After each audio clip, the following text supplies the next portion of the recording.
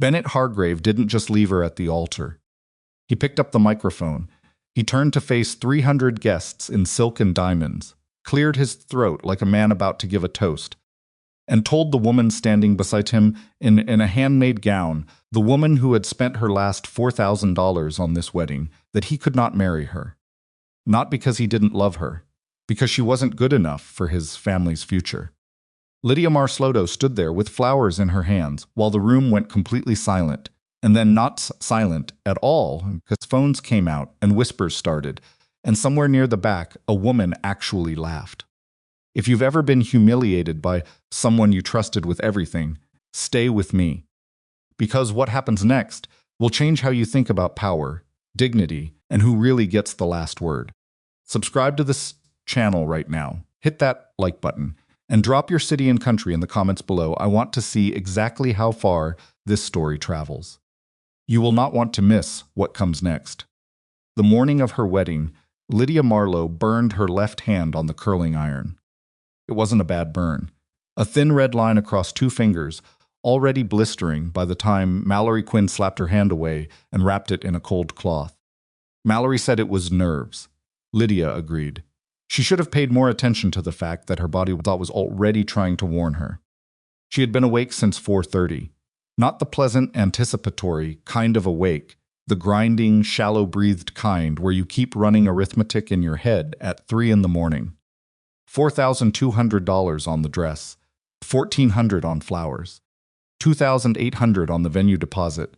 That was supposed to be covered by Bennett's family till Conrad Hargrave decided 6 weeks before the wedding that the Marlowe family should demonstrate their commitment by handling half. Elaine Marlowe had offered to drain her savings account. Lydia had told her mother absolutely not, and then quietly taken on 4 extra shifts at Harrington's Grill over a 3-week period, working until midnight on Tuesday and Thursday, wearing restaurant shoes that had started separating at the sole. That was the thing nobody at the wedding would ever know. She had paid for it herself, every candle, every folded napkin. The cathedral booking, which had required a $300 expedite fee because Bennett kept changing his mind about venues. The photographer, who had agreed to a modest package, but quietly added overtime charges in the contract that Lydia had been too exhausted to read carefully. She had not told Bennett any of that. She had not wanted him to feel guilty. Standing in front of the mirror at 7 in the morning with Mallory pressing ice against her burned fingers and her mother in the next room trying not to cry from happiness, Lydia thought about law school. It came to her the way it always did, sideways, uninvited, carrying the particular ache of something postponed. So many times it had started feeling like a stranger wearing a familiar face. She had deferred her acceptance twice. The admissions office had been understanding the first time. Quietly pointed the second time. There would not be a third deferral. Bennett had suggested very gently that law school could wait until they were settled.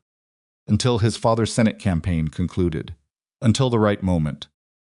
He had a talent for identifying the right moment as always being slightly further away than where they currently stood.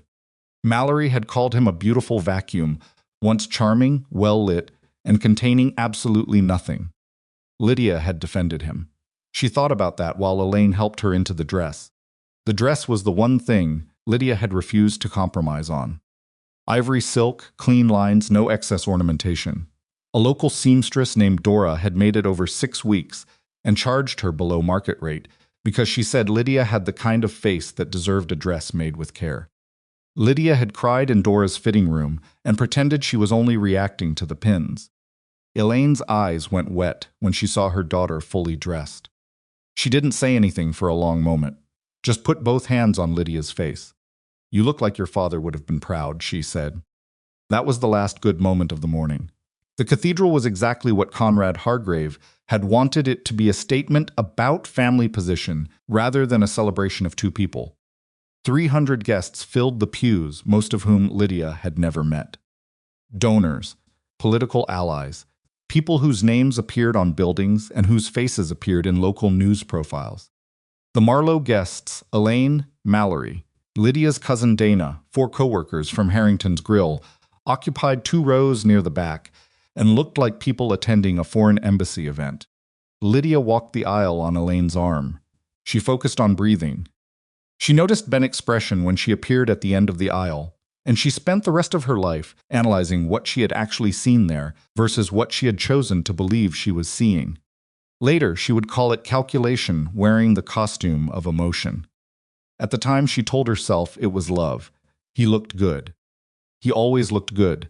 Tall, broad-shouldered, comfortable in formal wear, the way men are when they've worn it since prep school.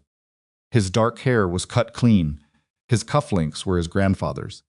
He had told Lydia about those cufflinks multiple times, always with the same tone, the careful pride of someone who has been taught to treat heirlooms as credentials. Lydia reached the altar. The officiant began. She heard about 70% of what he said, because her heart was going too hard and her burn was throbbing, and she could see Lenora Hargrave in the front pew watching her with an expression that Lydia had learned over 3 years to read as politely disgusted. Then, Bennett reached toward the small table beside the officiant. Not for the rings, for the microphone. Lydia's first thought, embarrassingly, was that he was going to say something sweet, that he had prepared remarks. He had always been a man who prepared remarks. He tapped the microphone once. The sound system carried a small, sharp pop through the cathedral. Every head turned. "I need to say something," Bennett said. His voice was even, practiced. The voice of a man who had thought about this long enough that it no longer felt wrong. "I care about Lydia," he said. "That's real. But what I can't do, what I cannot honestly do, standing here in front of all of you, is make a commitment that isn't right for either of us." Lydia went very still. She did not understand yet. Or she understood, and her brain simply refused to process it, the way a body sometimes refuses to register a wound in the first seconds after impact. "My family has obligations," Bennett continued. "My father's campaign. Our name, there are standards we have to maintain. And Lydia," he paused, one beat too. "Lydia is a remarkable person. But this isn't the right match. Not for where our family needs to be." He set the microphone down. He stepped back from the altar. And 300 people sat in the kind of silence that is texture, the thick, humming silence of a crowd that has just witnessed something they will be talking about for years. Lydia was still holding her bouquet. Her fingers had gone numb. She did not look at Mallory.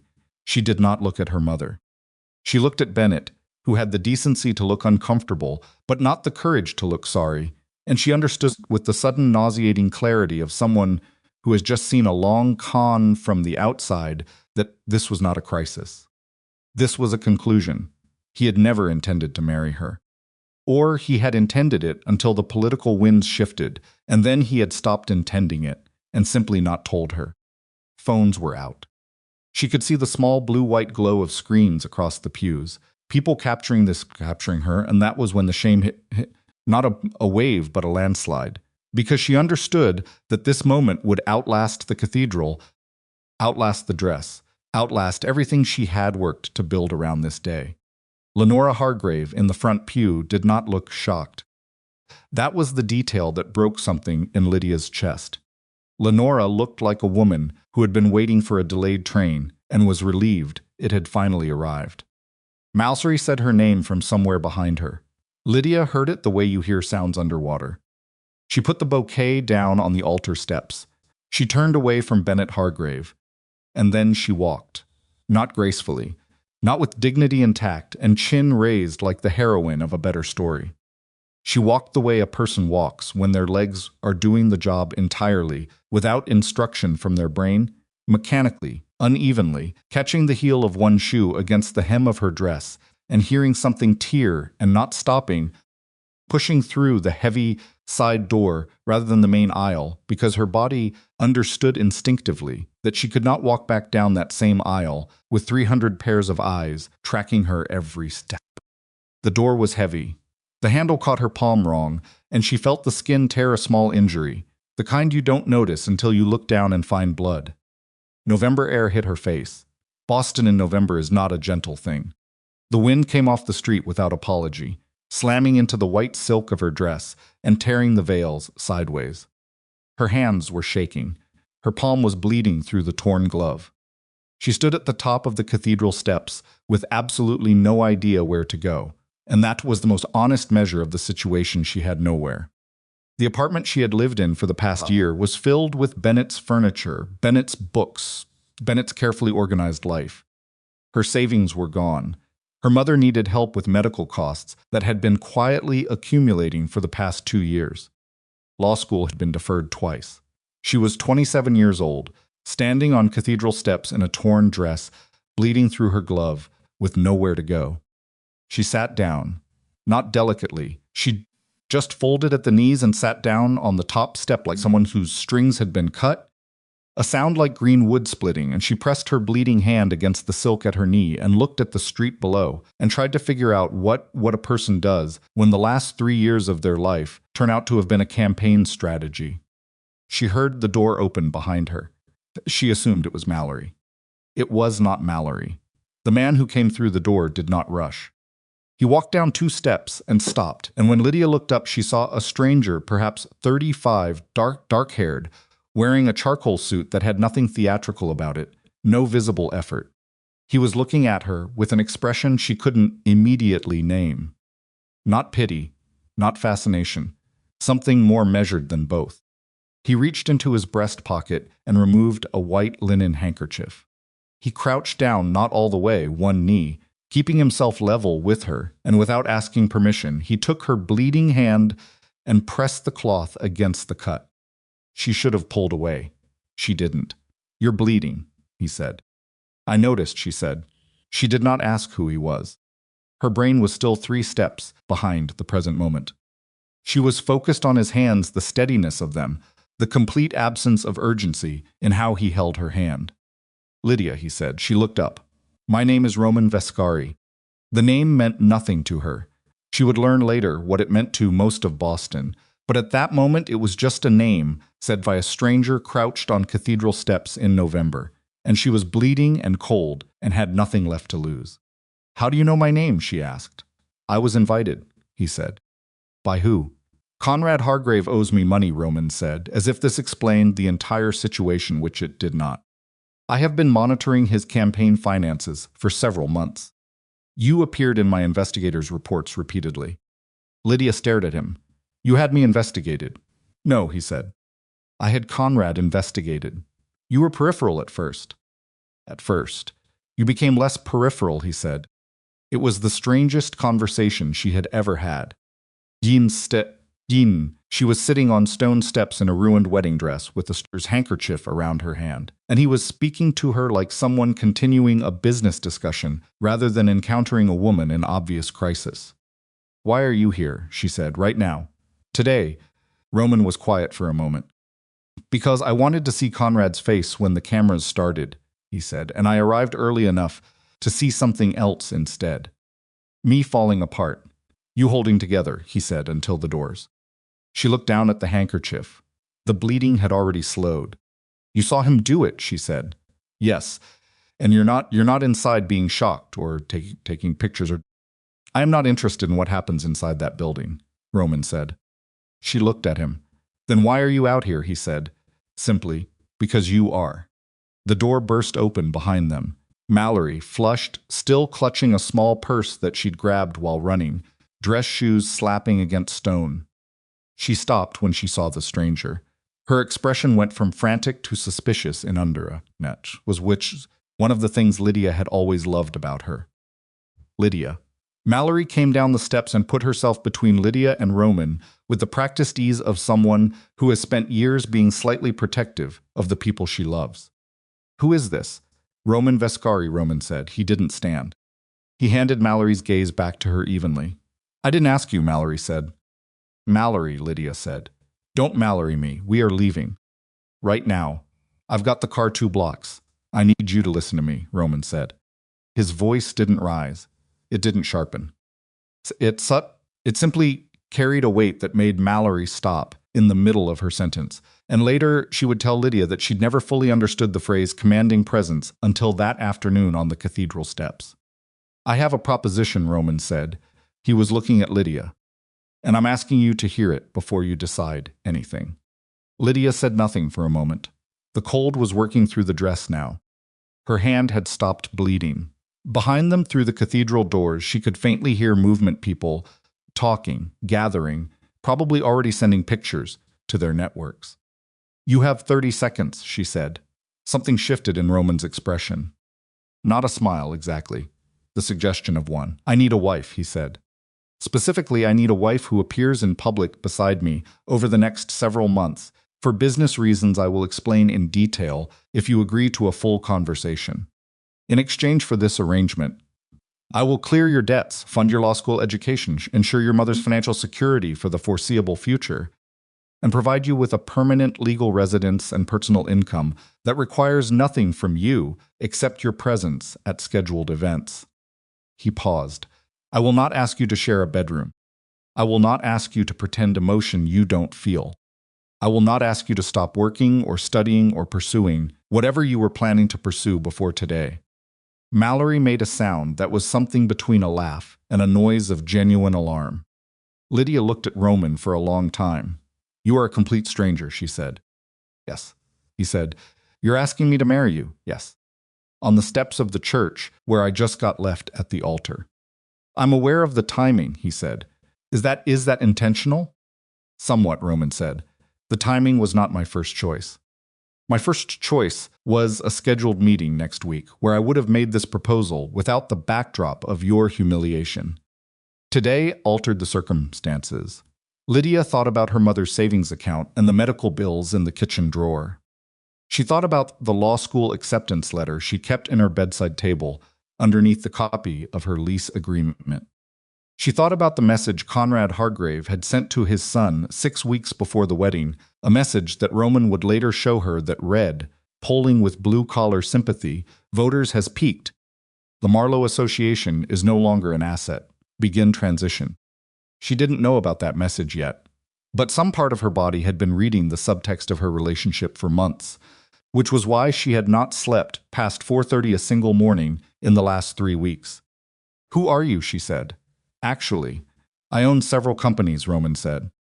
"Shipping, real estate, construction, private security. And unofficially," he looked at her, "I am the head of the Vescari family." Mallory grabbed Lydia's arm. Lydia did not move. She and Roman looked at each other on the cathedral steps while November wind pulled at what was left of her veil. "You're Mafia," she said. "That word is imprecise," he said, "but yes. And you want to marry me." "I want to offer you an arrangement that benefits both of us," he said. "What you do with the offer is entirely your decision." He stood. He was taller standing than she had registered crouching. He straightened his jacket, which did not need straightening, and held out one hand.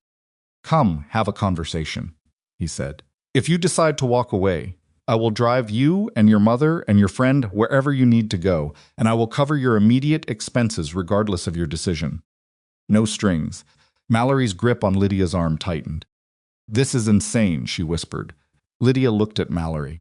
Then she looked back at the cathedral door, where she could see shadows moving through the frosted glass beginning to cluster, the murmuring crowd, the phones that were even now transmitting images of her abandoned bouquet resting on the altar steps. She thought about walking back, in there. She thought about every other option available to her. She looked at Roman Vescari's outstretched hand. She thought, he is the most dangerous option. And she thought, Bennett Hargrave destroyed her with perfect safety and absolutely no consequences. She took Roman's hand. She felt Mallory's grip release. Behind her, Mallory said something that she couldn't quite make out over the sound of the wind. Roman guided her down the steps toward a black sedan parked at the curb. The driver was already out, holding the rear door open with the particular efficiency of someone who had been doing exactly this for a long time. The interior of the car was warm.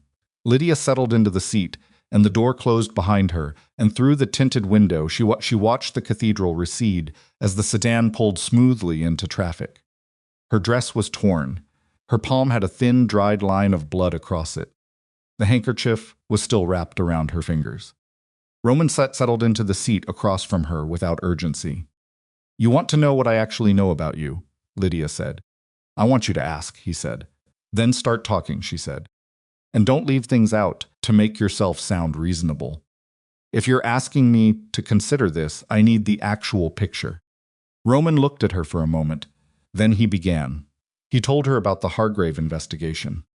He told her about Conrad's campaign finances. He told her about the shell companies and the money and the $2 million that had been routed through a real estate venture that existed primarily on paper.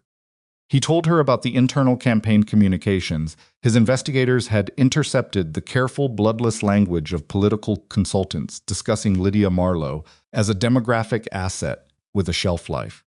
He told her about the memo that used the phrase transition the engagement. Lydia listened without expression. She did not cry. Roman noticed. You already suspected, he said. I knew something was wrong, she said. I didn't know it had a paper trail. Everything has a paper trail, Roman said. She looked at him. Why do you need a wife specifically?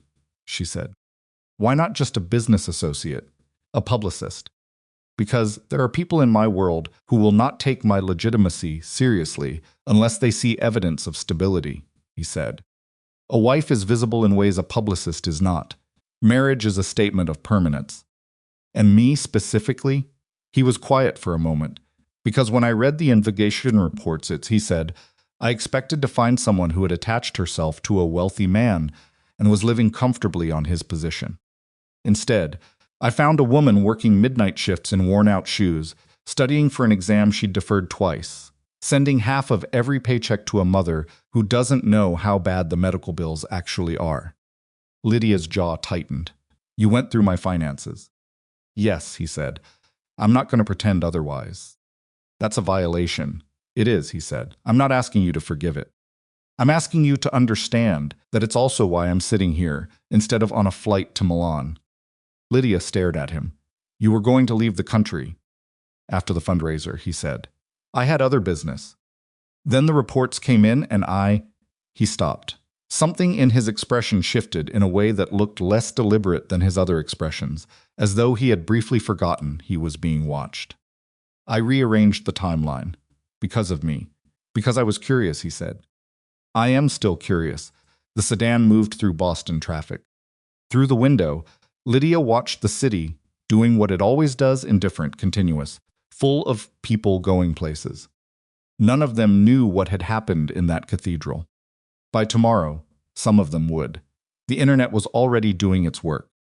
She thought about the black and white tile of the restaurant kitchen at Harrington's Grill, the way her feet felt after a double shift, the law school books she read between tables, propped against the condiment rack during slow Tuesday afternoons.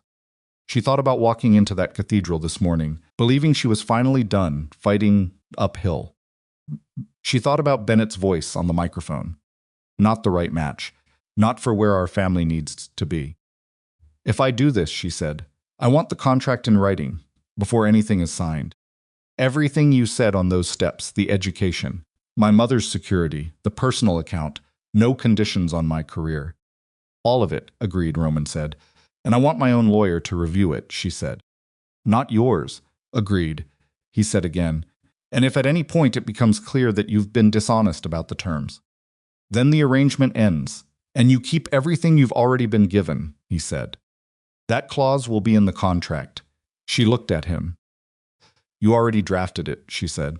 I had it drafted last week, he said. Lydia absorbed that. You were very certain I'd say yes. No, he said. I was certain that if I was going to make this offer, the terms had to be worth accepting. I didn't know if you would accept them. The sedan slowed. Through the windshield, she could see the gates of an estate.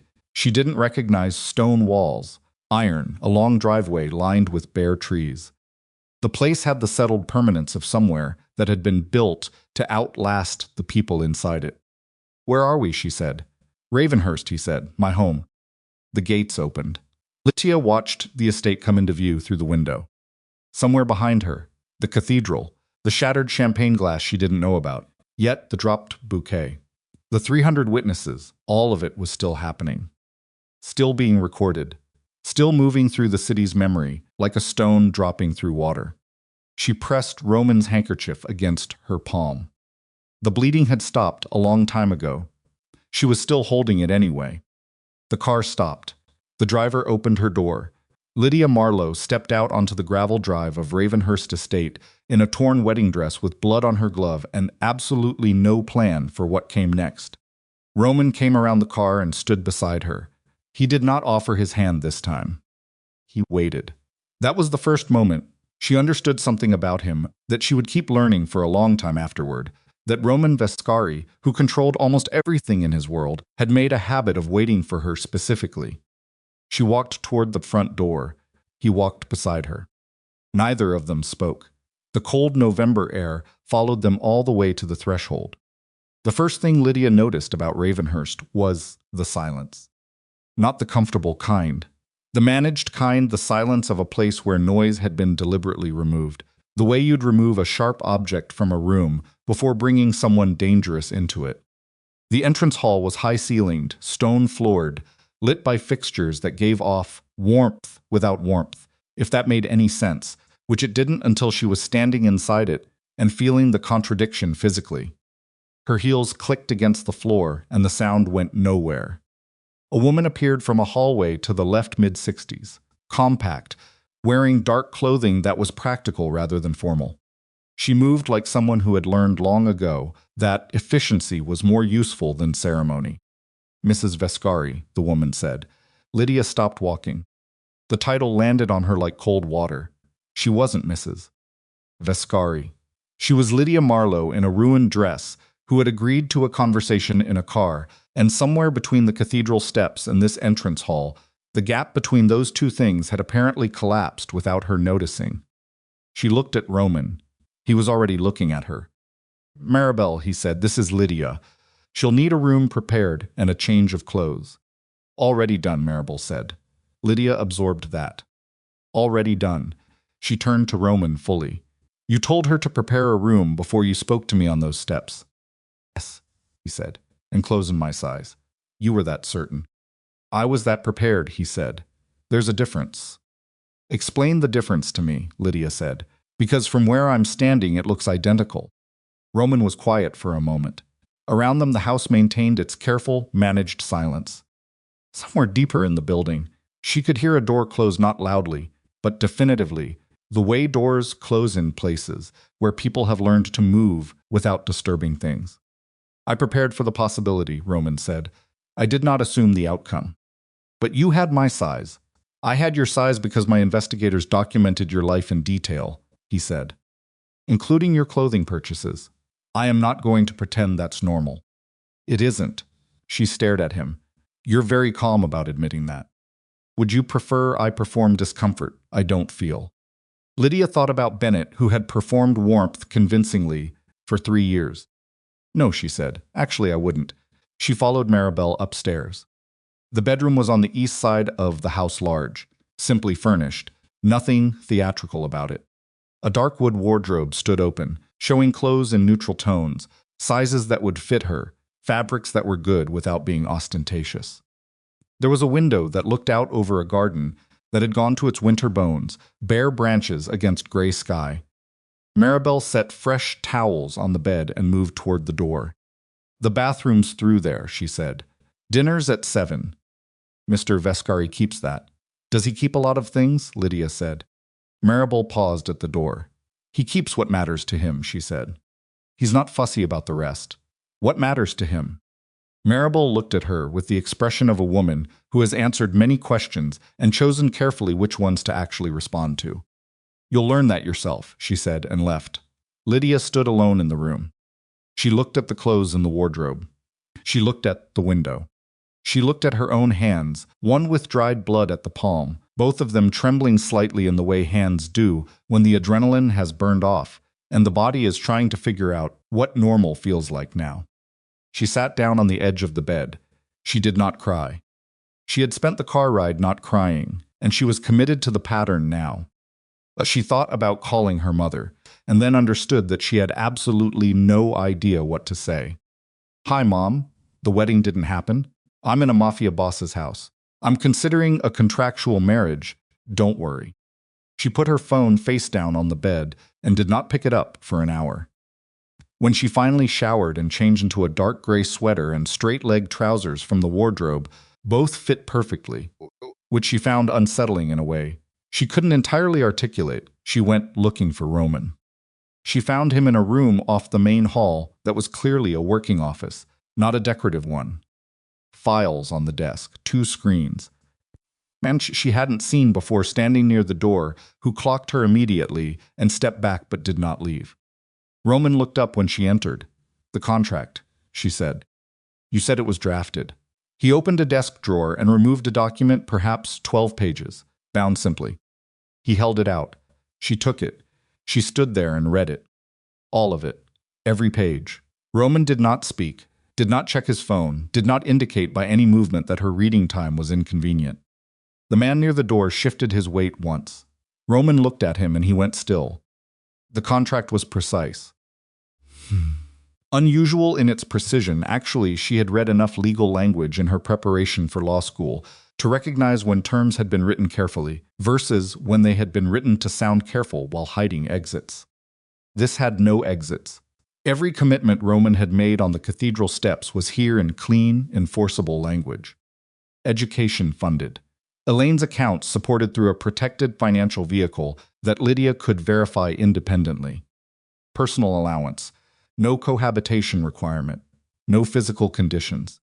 No restrictions on employment or education or professional association.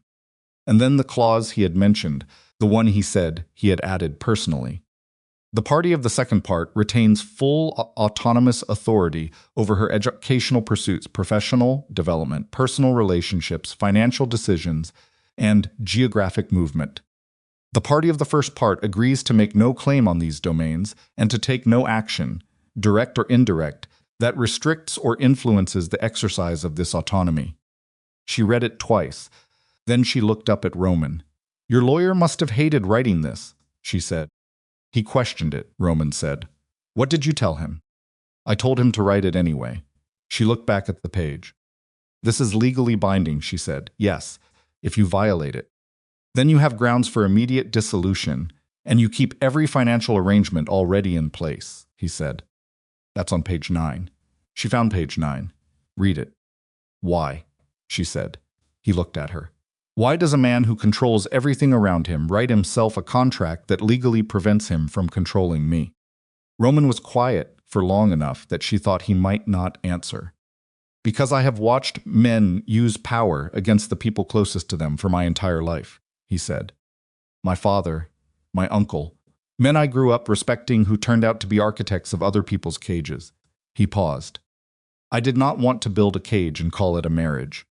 "But you're still asking me to play a role," she said. "Public appearances, the image, yes," he said. "That's also a kind of control." "It is," he said. "I'm not pretending otherwise." She put the contract on his desk. "I want my own attorney to review this before I sign anything," she said. "You agreed to that." "I'll have a car ready in the morning," he said. "You can choose the firm." "I already have someone in mind," she said.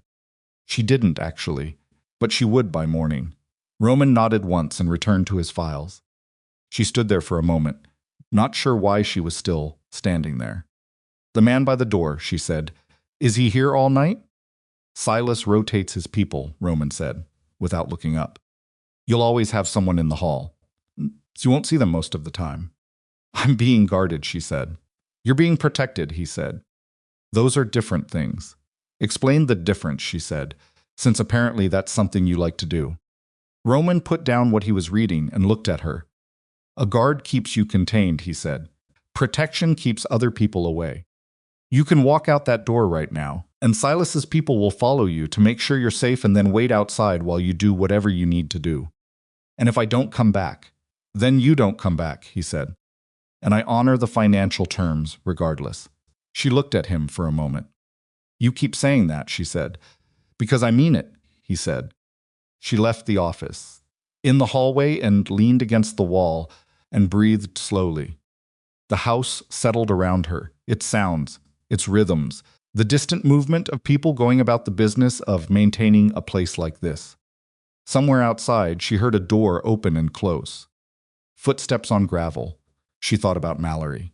She pulled out her phone and called her. Mallory picked up on the first ring. "Tell me you're not dead," Mallory said. "I'm not dead. Tell me you're not in someone's basement." I'm in a very large house, Lydia said. It's not a basement. Lydia. Mallory's voice dropped to something quieter and more serious. Who is this man? Roman Vescari, she said. Look him up. Silence on the other end, while Mallory clearly did exactly that. Then, oh my God, Lydia said. Lydia, this man. I know, she said. Do you? Because the first thing that comes up when I search his name is… I know, she said again. You cannot seriously be considering. I read the contract, Mal. He gave you a contract? 12 pages. My autonomy is in there, my education. Mom's finances, no physical conditions. She paused. I want you to help me find an attorney to review it tomorrow.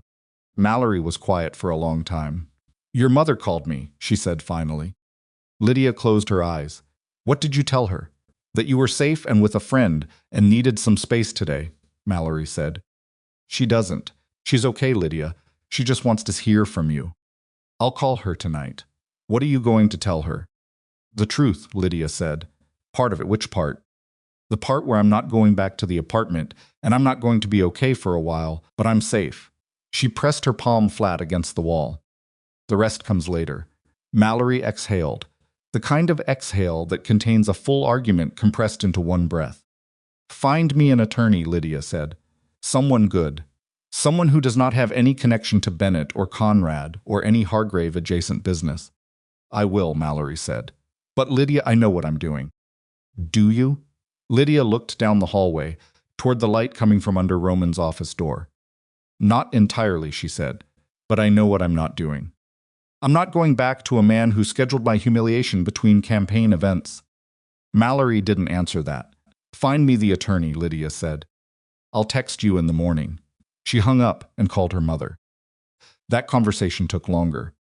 Elaine Marlowe was not a dramatic woman. She had done too much surviving to have energy left for drama, but she had also spent the better part of the day sitting in a church pew processing the public destruction of her daughter's wedding, and her voice carried the particular fragility of a woman who has been holding herself together by the edges. Lydia told her she was safe. She told her she was with friends. She told her she would explain everything soon, and that everything was going to be all right. And that last part felt like a guess, but she said it anyway because Elaine needed something to hold on to, and guesses sometimes became true if you said them clearly enough. After she hung up, she stood in the hallway for a moment. She went to find Maribel. She found her in the kitchen, an actual working kitchen, large and with the disciplined precision of someone who took the task seriously. Maribel was standing at the counter making something that smelled like it involved slow-cooked onions and something heavier underneath. Can I sit? Lydia said. Maribel gestured at a stool near the island. Lydia sat. How long have you worked here? She said. 14 years, Maribel said without turning around. So you knew his father? I knew his brother better, Maribel said. His father wasn't here often. What was his brother like? Maribel was quiet for a moment. Her hands kept moving. Kind, she said. Too kind for the world he was born into. Lydia absorbed that. What happened to him? He was shot, Maribel said plainly. Inside these organization, someone who thought Roman's brother was too soft, and Roman was too young. And Roman was 26, Maribel said. He handled it. The way she said handled it closed the door on further questions about specifics. Is he dangerous? Lydia said. Maribel turned around.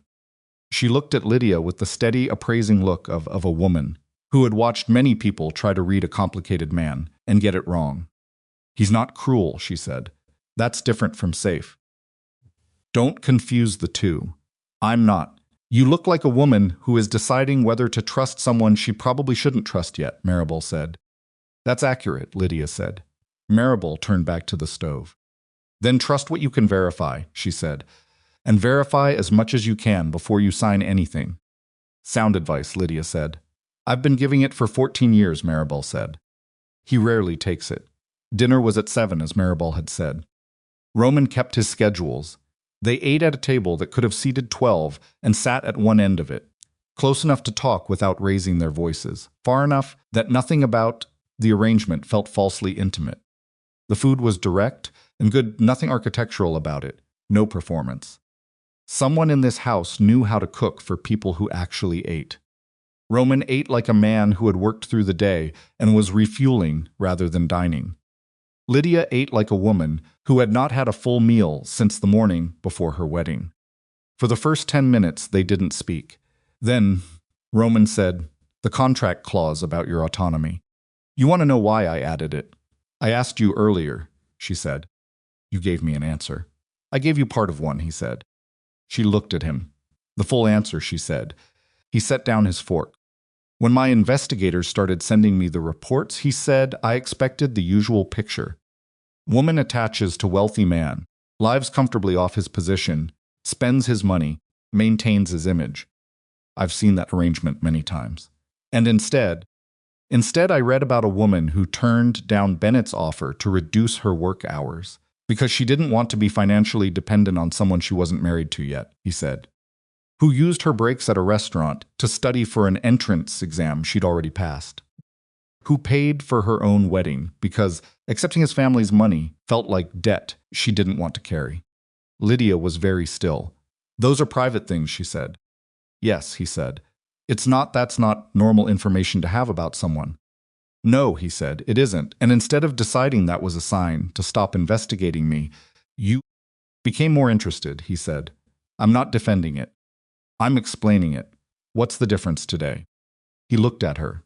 "Today you're here and you know," he said. "I'm not hiding the surveillance behind a friendly introduction. You know what I did and you can make your decision with that information." "That's a very clean way to frame stalking," she said. Something shifted in his face. Not quite guilt. Something closer. "You're right," he said. She hadn't expected agreement. It knocked her off balance in a way that she immediately resented. "The clause," she said, pulling the conversation back to solid ground. "The autonomy clause. I added it because I recognized that every constraint in Bennett's life had been drawn around you," he said. "Where you worked, when you studied, how much his family interacted with yours. I saw the architecture of control, even if you didn't name it that." Lydia set her fork down. "I named it," she said. "I just thought I was being difficult." Roman looked at her. "You were not being difficult," he said. They sat with that for a moment. "I'm going to be difficult with you too," she said. "That's not going to change because you've written a contract." "I expect that," he said. "I'm going to ask questions about your organization," she said. "I'm going to push back when I think you're wrong. I'm going to have opinions about decisions you make, and I'm not going to keep them to myself because you're," she gestured vaguely, "whatever you are in this city." "Accepted," he said. "That's it?" she said. "You just accepted?" "Would you prefer I argue?" he said. "I'd prefer you tell me what happens when I push back on something that actually matters to you," she said. "Not the easy things, the real ones." Roman picked up his fork again. "Then push back on something real," he said, "and we'll both find out." It was not a reassuring answer. It was an honest one. Lydia sat with the distinction.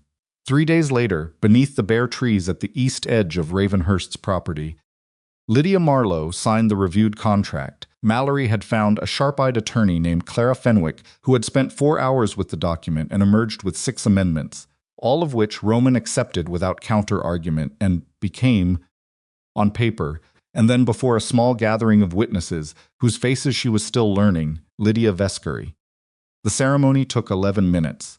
Roman's inner circle stood to one side Silas Dorn, who watched everything with the measured attention of a man cataloging possible threats, 2 other men, whose names she'd been told and had to work to retain, and a woman named Petra, who handled Roman's public-facing business communications, and looked at Lydia with an expression she couldn't yet decode. Maribel stood slightly apart, holding her own hands. When Roman kissed her, it was brief, a real kiss, not a performance, brief enough to be appropriate and present enough to be honest. And the thing Lydia had not anticipated was the way her own body responded before her brain could intervene. She filed that away. She told herself it was adrenaline and the strangeness of the day and moved on. She chose a separate bedroom. Roman said nothing. He showed her the east room, the one where she'd spent the first night, and said Maribel would show her which areas of the house were hers to use and which required a knock. Then he went back to his office. That night, around 11, there was a knock at her door. She expected Maribel. It was Roman. He was holding a black folder. I told you about Conrad's debt, he said. I didn't show you the documentation. She opened the door wider. He came in and stood near the window, not sitting, not making himself comfortable, keeping the distance deliberate, and handed her the folder. She opened it. What she found inside took her breath sideways. It was not just the debt. It was not just the campaign finance irregularities she had already known about. It was a progression, a documented, time-stamped progression of internal Hargrave campaign communications discussing Lydia Marlowe as a strategic variable. The early ones were almost flattering in their clinical way. Working-class background creates relatability optics. Recommend maintaining relationship through primary season. The later ones were not. Polling shift noted. Blue-collar sympathy metric, no longer primary driver. Begin transition planning. Timeline. Pre-election. Public framing to follow. She read them twice. Her hands were not shaking this time. When did you get these? She said. 6 weeks before your wedding, he said. She looked up. You had this 6 weeks ago, she said. And you didn't. I didn't know you, he said. I had no obligation to you 6 weeks ago. You could have sent them to me anonymously. I considered it, he said.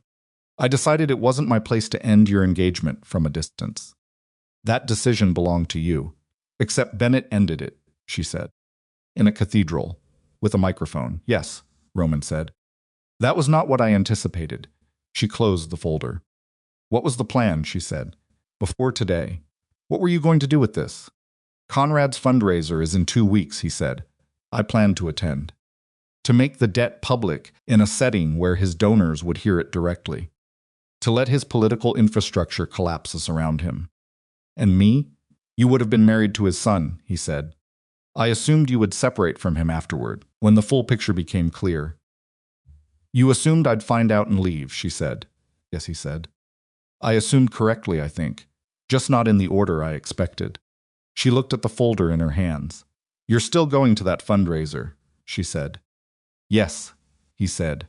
She looked up at him. Something had been forming in the back of her mind since she first read the folder, not a plan exactly. More the shape of one, the outline of something she could see the edges of, without yet seeing the whole. Years of watching people perform status at restaurant tables had given her a particular skill for reading rooms. Years of Bennett's family events had taught her the specific etiquette of Boston money at close range. And 6 weeks of working nights and reading legal materials had given her something else. I want to come, she said. Roman looked at her. To the fundraiser, she said. I want to be there. That would be complicated, he said. I know, she said. I want to do it anyway. He was quiet, studying her the way he did, not invasively, but fully the way a person looks at something they're genuinely trying to understand. Tell me why, he said. Because I've been useful to the Hargraves without my knowledge for 3 years, she said. I want to be inconvenient to them with my full awareness. Roman looked at her for a long moment. Then he said, 2 weeks. 2 weeks, she said. That's how long I had planned to prepare for the fundraiser anyway, he said. We'll use it differently. She nodded. He moved toward the door. Roman, she said. He stopped. The documentation connecting Conrad to those campaign finance irregularities, she said. Is it all in this folder? There's more, he said. The folder is the summary. I want to see the rest, she said. He turned around to him slowly. Why, he said. Because I've been studying financial law for 2 years, she said. And what I just read in this folder isn't just political inconvenience. There are elements that look like fraud, actual, documented, prosecutable fraud. And if that's true, then it changes the approach, Roman said. Significantly, she said. He looked at her the way he'd looked at her in the car, that careful, full attention, and she had the sense again that she was surprising him, and that surprising Roman Vescari was not a common experience for the people around him. Tomorrow, he said. Full files. Tonight, she said. He held her gaze. Then he left and came back 12 minutes later with 3 more folders, which he set on the small table near the window without comment, and then he left again. Lydia stayed up until 2 in the morning. She read everything. By the time she set the last file down, her coffee had gone cold, and the house had deepened into its late-night quiet, and what she had found was worse than she'd expected, or better, depending on which direction you were looking from. shell companies folded into campaign vendors, loans disguised as consulting fees. Money routed through a real estate vehicle that existed primarily on paper and listed as its registered agent a man who had died 14 months ago. This wasn't just political dirt. This was a case. She sat before she felt it. She sat back in her chair and looked at the ceiling and thought about the law school deferral letter sitting in her old apartment. And she thought about Bennett on the microphone. And she thought about Conrad Hargrave's careful, polished face on campaign materials she'd seen stapled to telephone poles on her commute to Harrington's grill. Then she picked up the files and organized them and made careful, precise notes in the margins of a yellow legal pad she had found in the desk drawer. She was still writing when the first gray light came through the window. The next 2 weeks had a specific texture. They were not easy. Nothing about being dropped into the middle of Roman Vescari's world was easy, and Lydia did not pretend otherwise to herself, even when she was pretending otherwise to Silas Dorn, who watched her movements with the professional wariness of a man who had not yet decided whether she was a liability. She learned the house. She learned which men on the grounds acknowledged her and which looked through her. She learned that Petra, the communications director, was more complicated than her initial expression had suggested, sharp, pragmatic, operating with the efficiency of someone who had built her own position through competence, rather than connection, and who watched Lydia with something that was partly skepticism and partly something that might eventually become respect. She and Roman argued on day 4. It started with the files. Lydia had spent 2 nights organizing the financial documentation and had identified what she believed was the clearest path to investigation-specific transactions, specific dates, specific shell company registrations that created a clean documentary chain leading directly back to Conrad's campaign account. She brought it to Roman. He looked at her notes. He said, "This works for a legal case.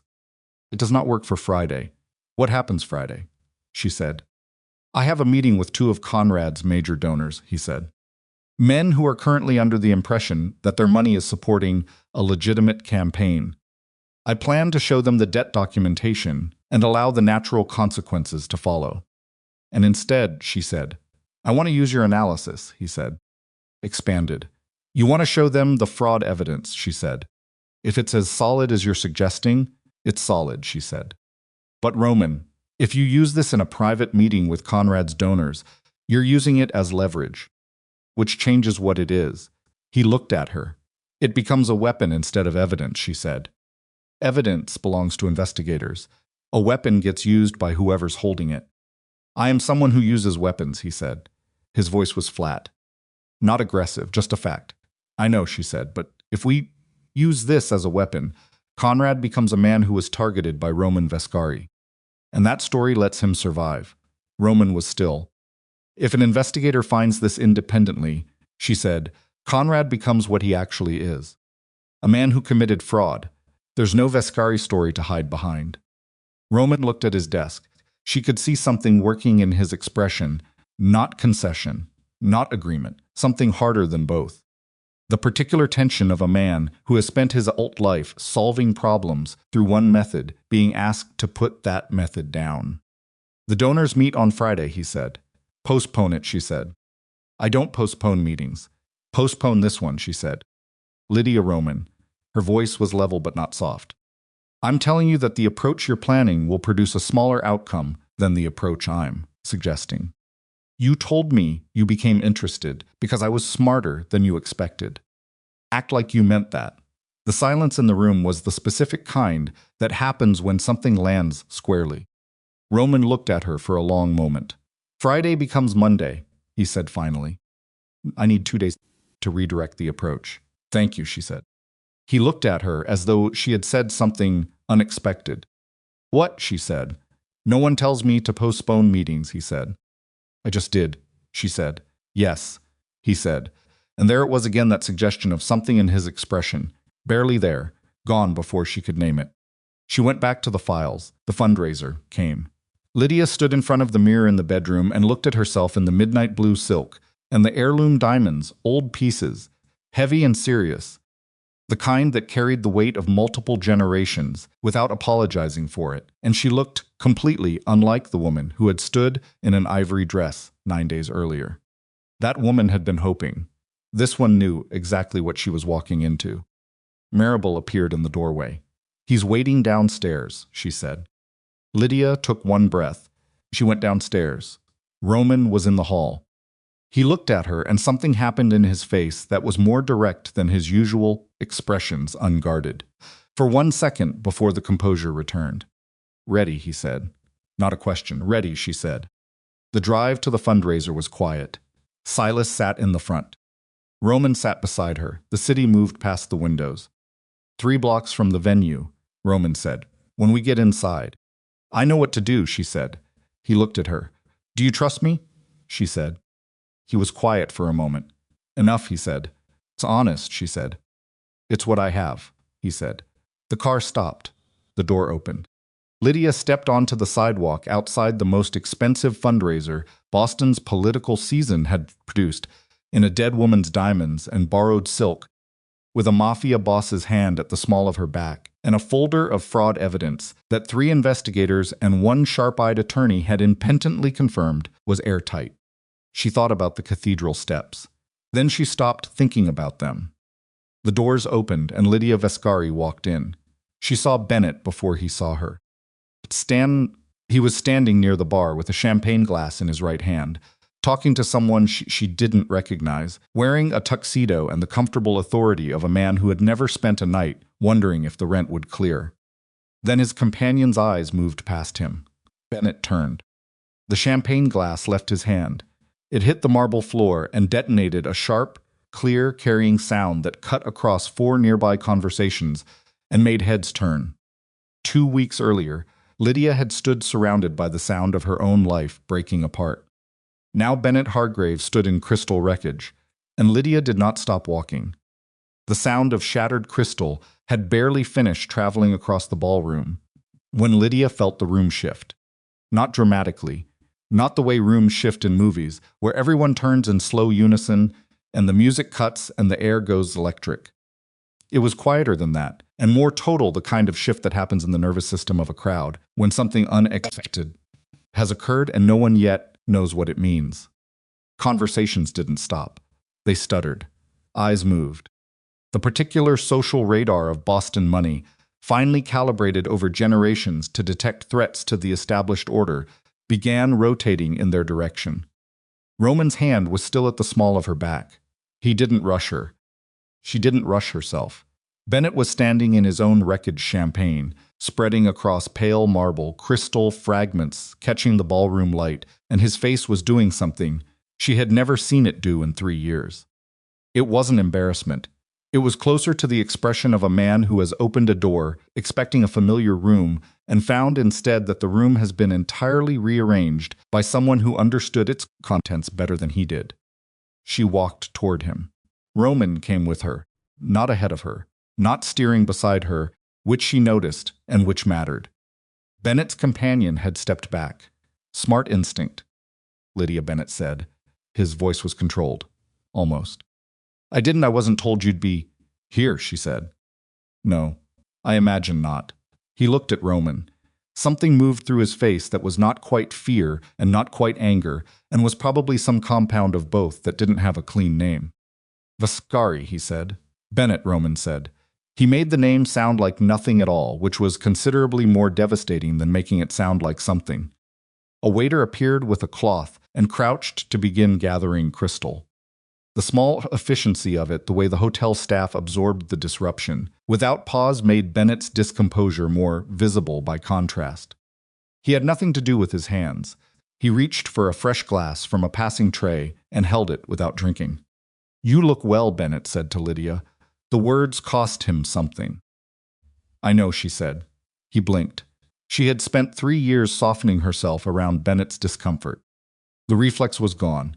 She didn't know exactly when it had left, but standing here in the Hargrave family's fundraiser, with heirloom diamonds at her throat, and 9 days of Roman Vescari's world behind her, she found that the muscle that used to instinctively cushion Bennett's feelings had simply stopped contracting.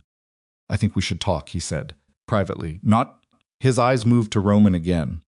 Not here. We're talking now, she said, Lydia. You humiliated me in front of 300 people, Bennett, she said. Not loudly. Her voice was level and even and completely clear. You scheduled my public destruction between the processional and the reception dinner. I don't think you get to choose the venue anymore. The people nearest them had stopped pretending not to listen. Bennett's jaw tightened. That wasn't it was a decision, my father. Your father suggested it, she said. You picked up the microphone. He had nothing for that. Across the ballroom, she could see Conrad Hargrave. He had spotted Roman approximately 30 seconds after they entered. She had watched it happen from the corner of her eye. Watched Conrad's face do a rapid private calculation, and now he was moving toward them through the crowd with the practiced ease of a man who had spent decades turning uncomfortable situations into managed ones. He was good at it. He arrived with a smile that didn't reach anything above his mouth. Roman, he said, this is unexpected, I RSVP'd, Roman said. You did, Conrad said. I didn't expect you to bring company. My wife, Roman said. Conrad looked at Lydia. Whatever calculation he had been running crashed visibly. Lydia, he said. The name came out careful, recalibrated. Senator Hargrave, she said, except he wasn't a senator yet. The title was a choice, and they all understood the choice, and Conrad understood it most of all. Something passed through his eyes that she filed away. I'd like a word, Conrad said to Roman, in private. We're comfortable here, Roman said. Roman, the debt is public record, Conrad, Roman said. His voice dropped just enough to be heard by the 4 people closest to them and no one across the room. What I say to you right now is the same thing I'd say in a conference room. Save the evening. Be honest with me about the timeline, and we'll find an arrangement. Conrad's smile held. His eyes did not. This isn't the place, he said. You chose this place, Roman said. You raised $2 million here tonight. Some of that money is mine. Conrad looked at Lydia. It was a particular kind of look the one wealthy men deploy when they want to communicate that what's present in a conversation is a category error, that she belongs in a different register of the evening than the one currently being conducted. Lydia met it without expression. My wife has reviewed your campaign finance documentation, Roman said. In some detail. Conrad went very still. She has some observations, Roman said, that I think you'll find are worth your time. That was not what they had planned. Lydia turned to look at Roman. His eyes were already on her, not apologetic, not explaining, waiting. She understood. He was giving her the floor. She turned back to Conrad. The real estate vehicle, she said. The one registered to a Thomas Aldrich on Beacon Street. I'd be curious what Mr. Aldrich thinks about his company being used as a routing mechanism for campaign contributions, since he died 14 months ago. Conrad's smile disappeared. Bennett made a sound that might have been his own name. I'd also be curious, Lydia said, about the consulting invoices from a firm called Palada Group that appear in your campaign's disclosed expenditures, but don't appear to have produced any documented consulting services. That's a specific kind of paperwork problem. You need to stop talking, Conrad said. His voice had changed. The managed quality was gone. What was underneath was harder and colder and considerably more honest. I'm just asking questions, Lydia said. You don't know what you're talking about. I know what's in your financial filings, she said. And I know what's not in them. The gap between those two things is what investigators call a discrepancy. You are a waitress, Conrad said. The word hit the air between them like something thrown. Roman moved. Not toward Conrad, just a shift of weight, a repositioning, the kind of physical adjustment that communicates without announcing itself. It was enough. Conrad stopped. Lydia did not look at Roman. She kept her eyes on Conrad. I was a waitress, she said. Past tense. I'm currently studying law with particular interest in financial crime. She paused. And I'm Roman Vescari's wife, which means I have access to documentation your donors have not yet seen. Conrad looked at Roman. Control your wife, he said. Roman smiled for the first time all evening. It was not a reassuring smile. No, he said simply. Conrad turned and walked away through the crowd. Bennett stood there for 3 more seconds, looking at Lydia, with an expression she would spend a long time afterward trying to name. It was grief. She thought eventually, the genuine article but grief of the specific kind that only surfaces when a person finally understands the precise dimensions of what they threw away. Then he followed his father. Lydia exhaled slowly through her nose. "You weren't supposed to do that," she said quietly. "Bring me into it without warning."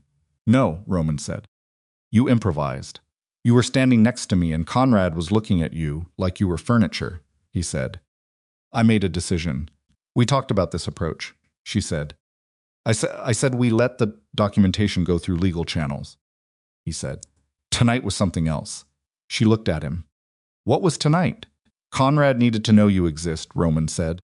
"Not as a political inconvenience he already handled. As someone who has read his files and is not intimidated by him." She considered that. Around them, the fundraiser had recalibrated conversations, resuming. The crowd's radar having processed the confrontation and filed it under interesting evening rather than emergency.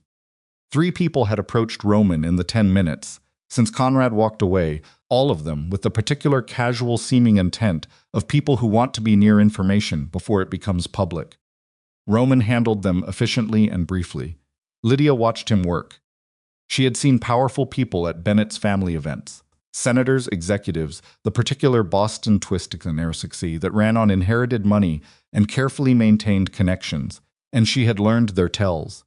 The way they performed ease while calculating. The way they listened to you while looking for what you could be used for.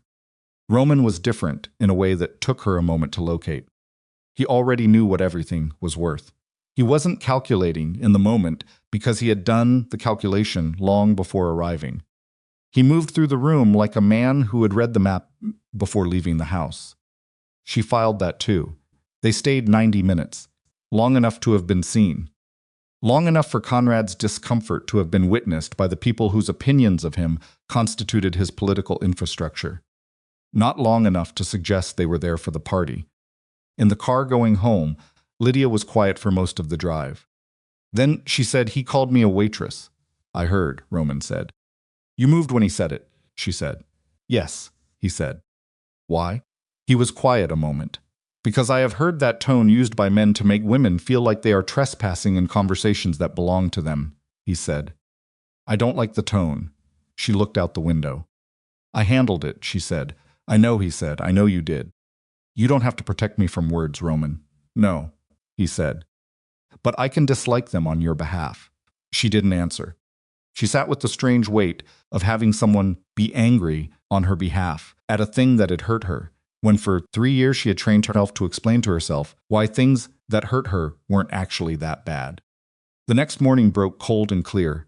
Lydia was at the desk in her room by 7 with the legal pad and the files.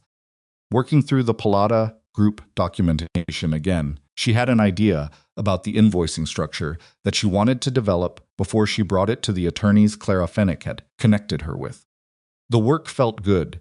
It felt like the version of herself she had been keeping in storage, the one that read case law at restaurant tables and deferred law school twice because the timing was never right. The timing was right now. She was deep in a spreadsheet printout when her phone buzzed. Mallory.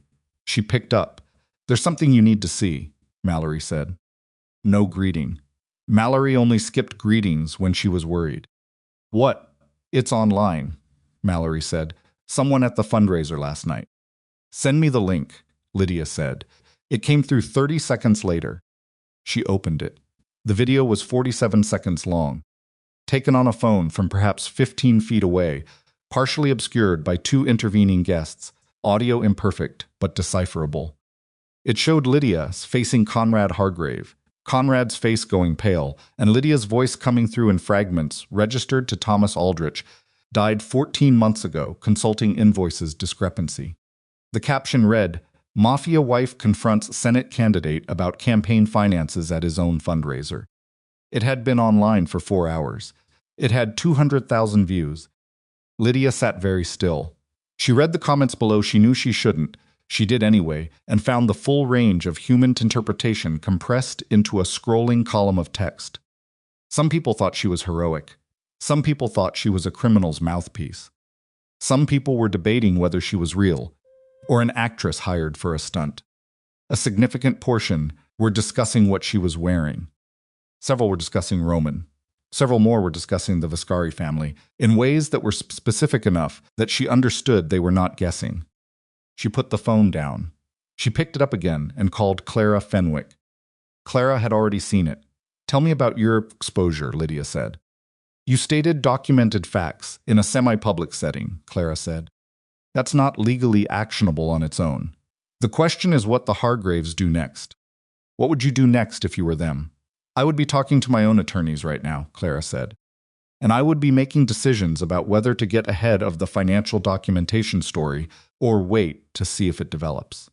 If they get ahead of it, they control the narrative," Clara said, "which may include framing you as someone who was fed false information by a criminal organization and acted on it publicly." Lydia closed her eyes. "Is the documentation solid?" Clara said. "Your analysis from last week?"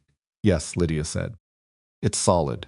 "Then they're getting ahead of it doesn't change what's true," Clara said. "It changes who gets to tell the story first." "I need to talk to Roman," Lydia said. She found him already in the main office with Silas and Petra. All three of them had seen the video. Petra was managing incoming press inquiries. She was doing it with the composed efficiency of someone who had handled crises before, which Lydia suspected was most days.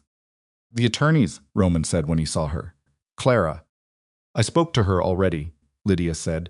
"She thinks the Hargraves will try to get ahead of the documentation." "They already are," Petra said. She turned her laptop. "Conrad's communications team put out a statement 40 minutes ago." Lydia read it. The statement was precisely what Clara had predicted. It expressed concern about misinformation being spread by individuals connected to organized crime. It noted that the Hargrave campaign's finances were fully compliant with all applicable regulations.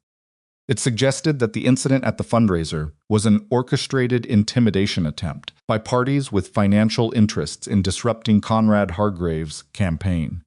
It did not mention the shell companies. It did not mention Thomas Aldrich. It did not mention the Pallotta Group, but it did not need to, not yet. What it did was establish the frame. Roman Vescari as aggressor, Lydia as instrument, Conrad as target. "This is exactly what I was worried about," Lydia said. She looked at Roman. He was looking at the statement with an expression she had not seen on him before. Controlled, but only barely, the control sitting on top of something that was moving underneath it. "I can end this differently," he said. "No," she said immediately. "Lydia, no," she said. "If you handle this the way your family handled things before you took over, Conrad wins his own narrative." "Conrad already has a narrative," Silas said from near the door. His voice was dry and flat, and this was more than she had heard him say in 10 days. "The video gave it to him." "The video gave him one night," Lydia said. "The documentation takes everything else. The documentation is now at the center of a story about organized crime," Petra said. "Not unkindly, practically. Anything connected to this family." "Then it doesn't come from this family," Lydia said. The room went quiet. She thought fast. The shape she had been seeing for the past 10 days sharpened suddenly into something specific. "Clara has relationships with 2 investigative journalists who cover political finance," she said. "She mentioned them when we first discussed strategy. If the documentation goes to them directly, not from us, through Clara, through her own contacts, as a tip from an anonymous source concerned about campaign finance compliance, it lands differently than if Roman Vescari hands it to anyone." "Anonymous tips get traced," Silas said. "Tips get traced when the investigators are motivated to trace them," Lydia said. "Conrad's investigators won't be looking at Clara Fenwick's network. They'll be looking at us." Roman was watching her. "It's a longer play," she said. 2 weeks instead of 2 days. "But it's clean." "A lot can happen in 2 weeks," Roman said. "I know," she said. "But if we move now the way Conrad expects us to move, we hand him exactly the story he needs." Roman looked at Silas. Silas looked back at him with the expression of a man who had opinions and was waiting to be asked for them. "Silas," Roman said. "She's not wrong about the trace risk," Silas said.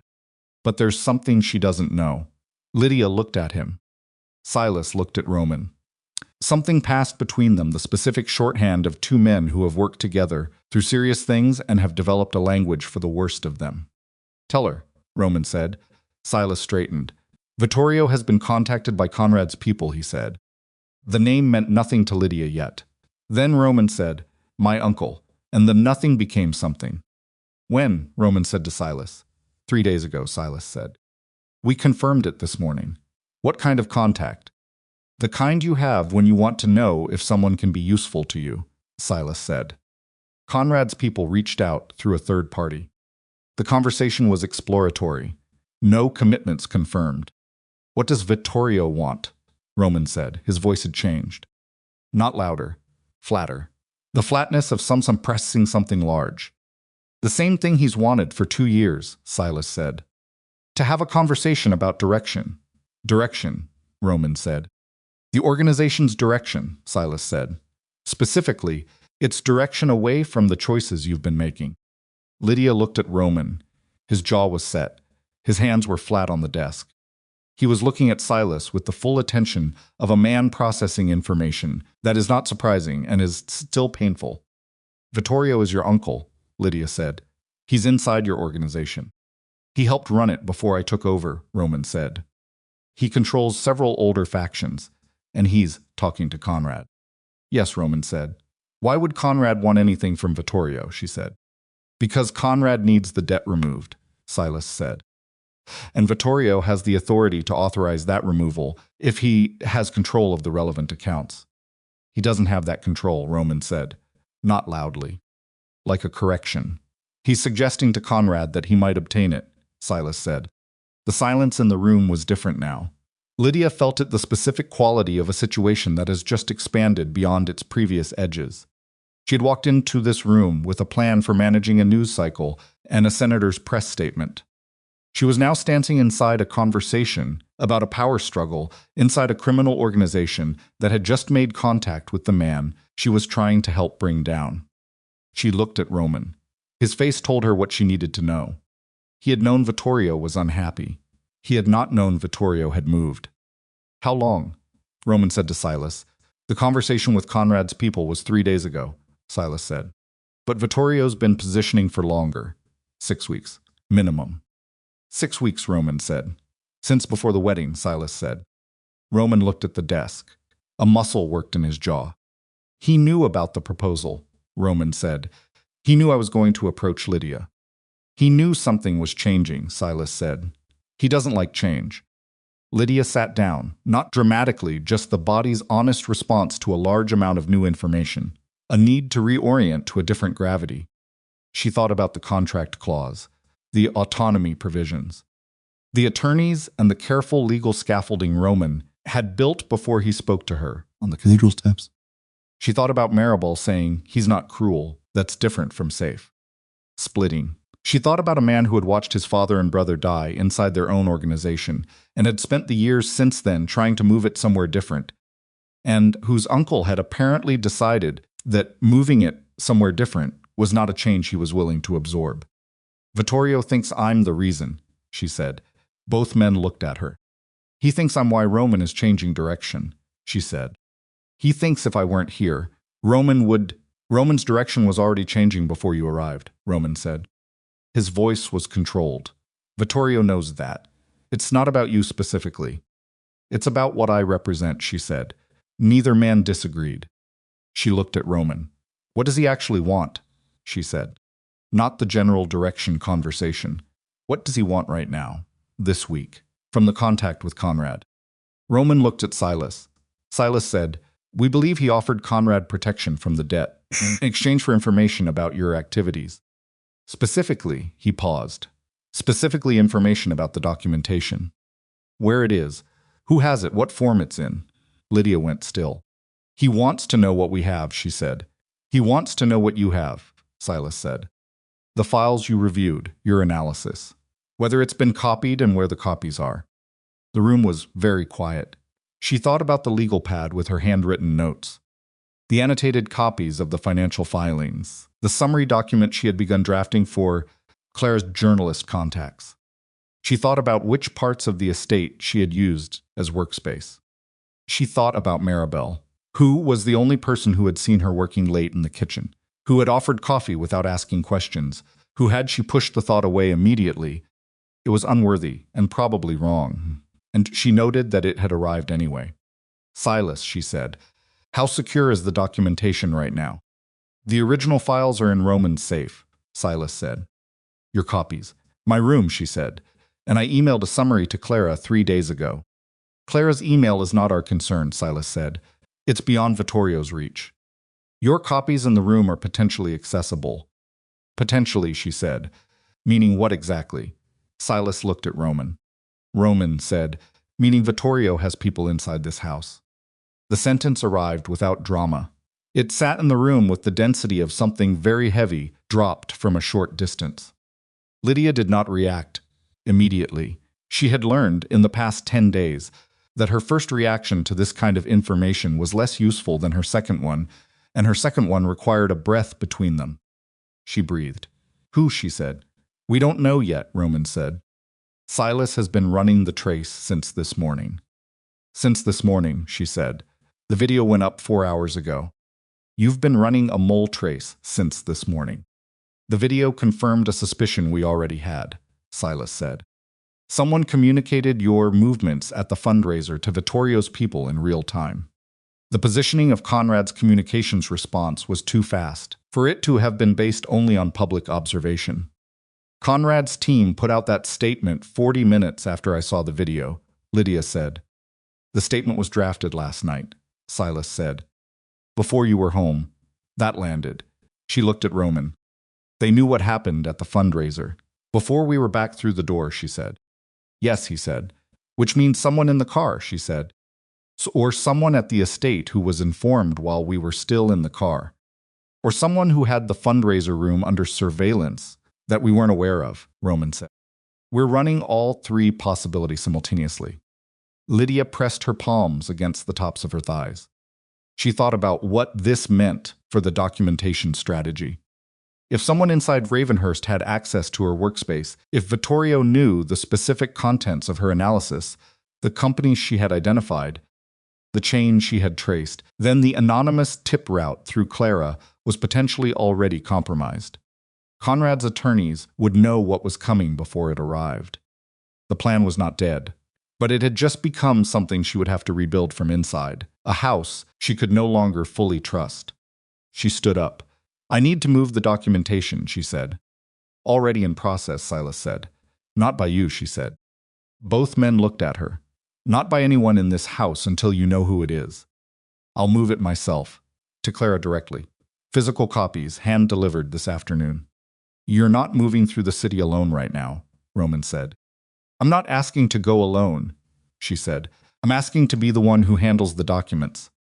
No one in this house touches them until you've cleared your own people. Roman looked at her for a moment. Then he said to Silas, clear the car. Driver only. Someone you've personally vetted today, not from the regular rotation. Silas nodded and left. Roman looked at Lydia. I didn't anticipate this, he said. No, she said. Vittorio has been unhappy for 2 years, he said. He's never moved like this before. He's never had a reason like this before, she said. Roman looked at her. I brought you into this, he said. I brought you into a house I thought I controlled, and it turns out I don't control it as completely as I believed. No, she said, you didn't. The words were simple and not unkind. He absorbed them. Are you frightened? He said. She thought about the honest answer. I'm angry, she said. There's a difference. Something moved in his face. I know, he said. She went to her room and gathered everything, the legal pad, the annotated copies, the summary draft, all of it, into a briefcase she found in the wardrobe's upper shelf. She moved quickly and without second-guessing herself. The anger was useful in that way. It cut through the noise. She was snapping the briefcase closed when she noticed something. The legal pad. The top sheet, the one with her handwritten summary of the Pallotta Group invoicing chain, had been removed from the pad at some point and replaced. The replacement was almost perfect, same size, same yellow. But the line spacing was fractionally different, and the spiral binding had been reattached at a slightly different tension than she left it. She stood holding the pad for a moment. Someone had copied her notes. Not the files were in Roman's safe. Her notes. Her specific analysis in her own hand, identifying the exact chain of documentation she planned to use. She put the pad in the briefcase. She went back downstairs. She found Roman alone in the office. She put the legal pad on his desk and pointed to the top sheet. He looked at it. He looked at her. He picked up the phone and called Silas, without breaking eye contact with her. "The room," he said when Silas answered. "When I tell you to run the trace, I mean the room." He hung up. Lydia pressed the briefcase handle. "Whoever it is," she said, "they have my analysis. They know what I found. They know what I'm planning to take to Clara." "Yes," Roman said, "which means Conrad's attorneys will be prepared before the journalist even make contact," she said. "Yes," he said again. "Our entire strategy just became worthless," she said. "Not worthless," he said, compromised Roman. Her voice came out harder than she intended, and she did not soften it. "We spent 2 weeks building a specific approach, a careful approach. Legal channels, journalists, documentation. All of it was designed to avoid giving Conrad a story that makes him the victim. And now he has my notes. He has advance warning of the evidentiary chain, and he has your uncle working with him to block the debt resolution." "Yes," he said for the third time. "What is your instinct right now?" she said. He looked at her. "My instinct," he said, "is to resolve this the way my father would have resolved it." "Which is," she said. He didn't answer. He didn't need to. She looked at him. "And you're not going to do that," she said. "I don't know what I'm going to do yet," he said. It was the most honest thing she had heard him say.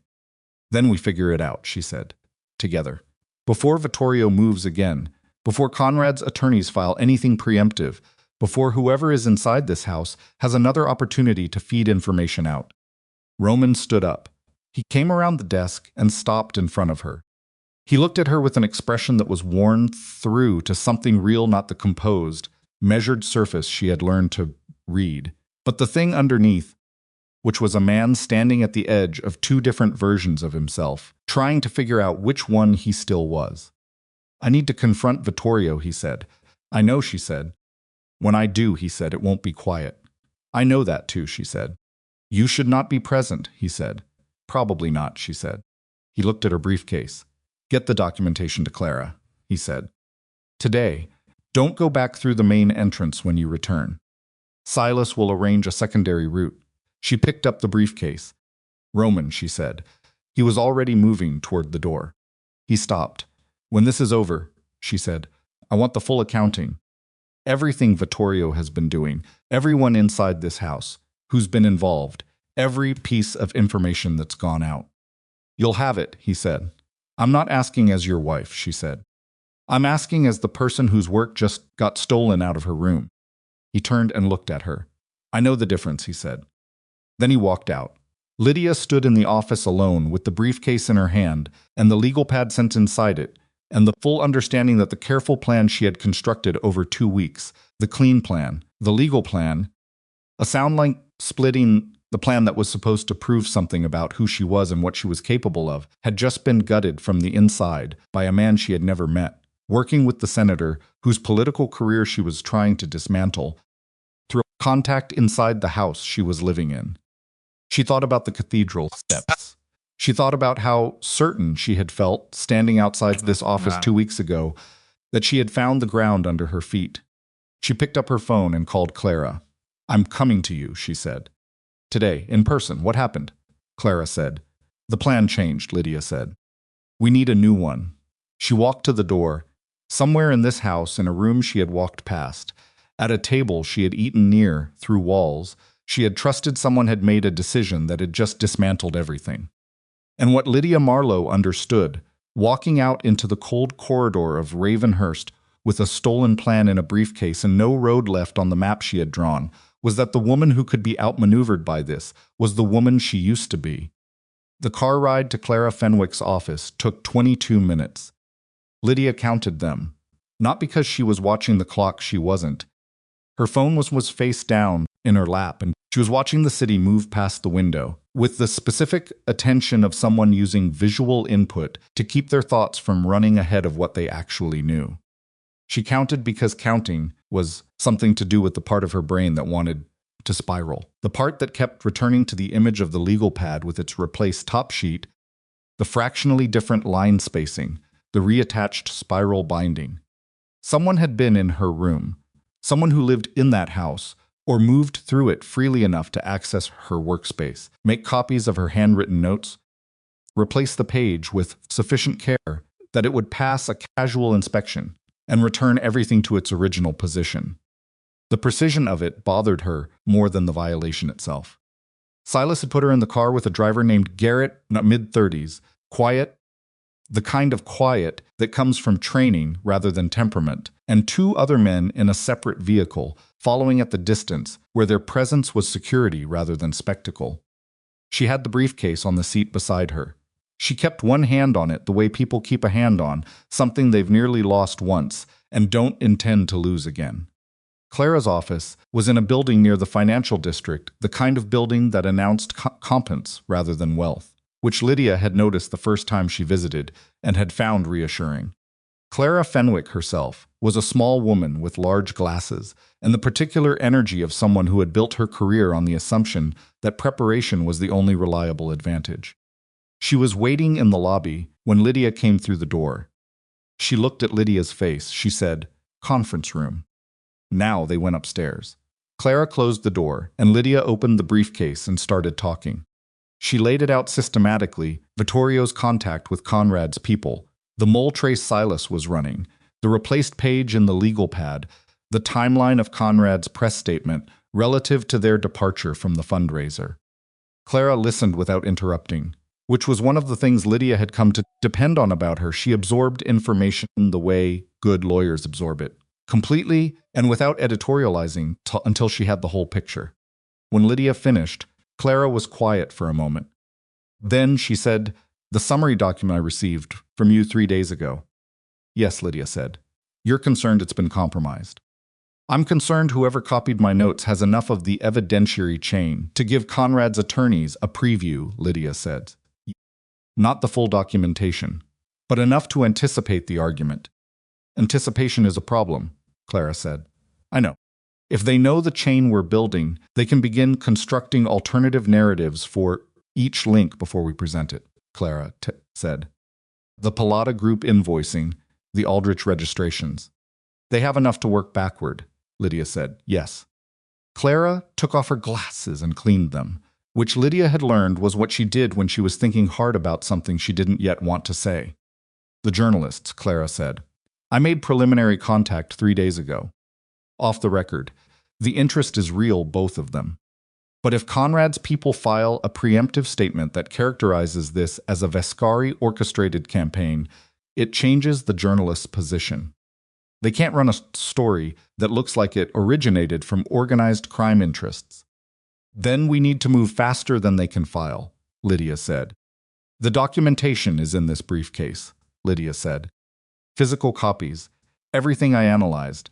I want you to have it in your hands today, not in an email, not on a server, in your hands." Clara looked at the briefcase. "There's another option," she said. "Tell me." "The Federal Election Commission has a complaint mechanism," Clara said. "It's slow, formal, but a complaint filed through proper channels. Can't be characterized as a criminal organization's operation," Lydia said. "Correct," Clara said. "If a credentialed attorney files a formal complaint with supporting documentation, the story becomes, attorney files FSC complaint alleging campaign finance violations. Not Mafia wife attacks Senate candidate." Lydia sat back. She thought about the 2 weeks of careful construction. The journalists were a faster route, more immediate, more damaging to Conrad's momentum. The FEC route was slower and cleaner. "How long does FEC processing take?" she said. "Weeks to months for a full investigation," Clara said. "But the filing itself is public record. A journalist covering the complaint is covering documented legal process, not a tip from an anonymous source. File the complaint, and the journalists cover the filing," Lydia said. "Yes," Clara said. "It's 3 days slower than what we planned. It's considerably more bulletproof." Lydia looked at the briefcase. She thought about Roman saying a lot can happen in 2 weeks, and meaning it in a way she hadn't fully understood at the time. She thought about Vittorio. "File it," she said. "Today if you can." "I'll need 2 hours to prepare the formal submission," Clara said. I can file before the end of business. Do it, Lydia said. She left the briefcase with Clara. She felt its absence the whole drive back to Ravenhurst. When she arrived through the secondary entrance, Silas had arranged a side gate that came out near the east garden. She found the house quieter than she had left it, which was not comforting. Ravenhurst had a specific texture to its quiet, and this was not the managed silence of its normal operation. This was the quiet of a place where people had stopped moving because something significant was in process. She found Silas in the corridor near Roman's office. "Where is he?" she said. "East Warehouse," Silas said. "He's been there since an hour after you left." "Where's Vittorio?" "With him," Silas said. Lydia absorbed that. "And the mole trace," she said. "Did you find it?" Silas looked at her with the particular steadiness of a man delivering information he knows is going to land badly. "Yes," he said. "Who?" she said. "One of the kitchen staff," he said. "A woman named Delgado. She's worked here for 8 months. Vittorio placed her. 8 months, Lydia thought. Before Roman proposed. Before the cathedral. Before any of this. She had access to the East Wing," she said. "The kitchen is adjacent," Silas said. "She brought you coffee twice during your late-night work sessions." Lydia thought about those sessions. The warmth of the kitchen. The absence of urgency.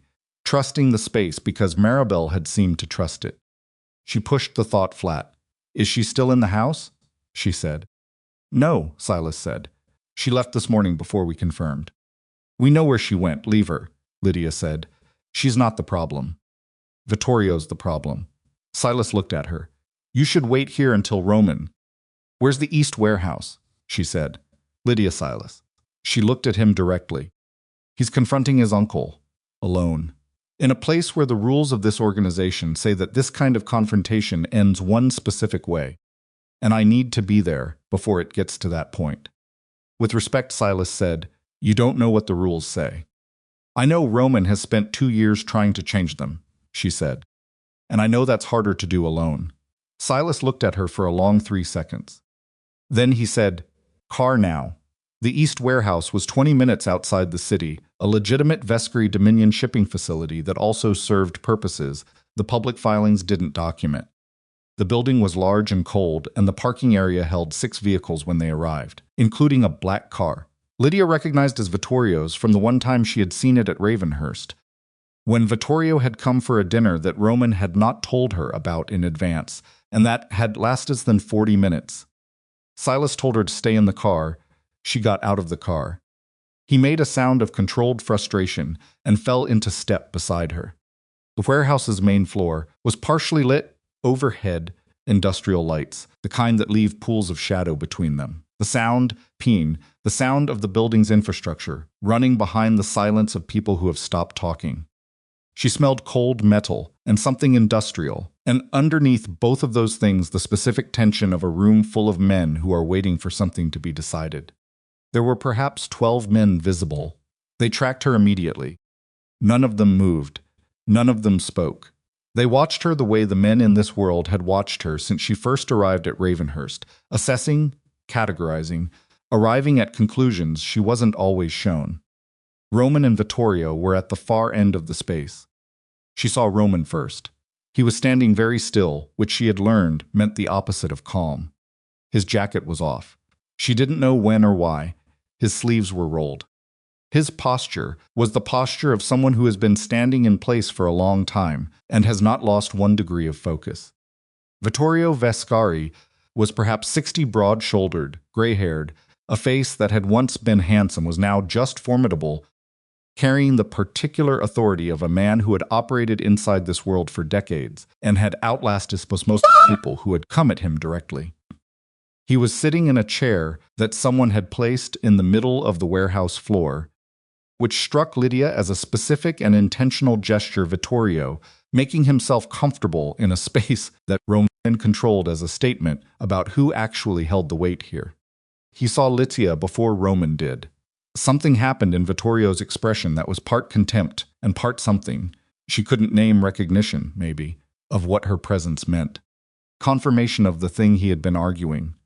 Roman heard her footsteps and turned.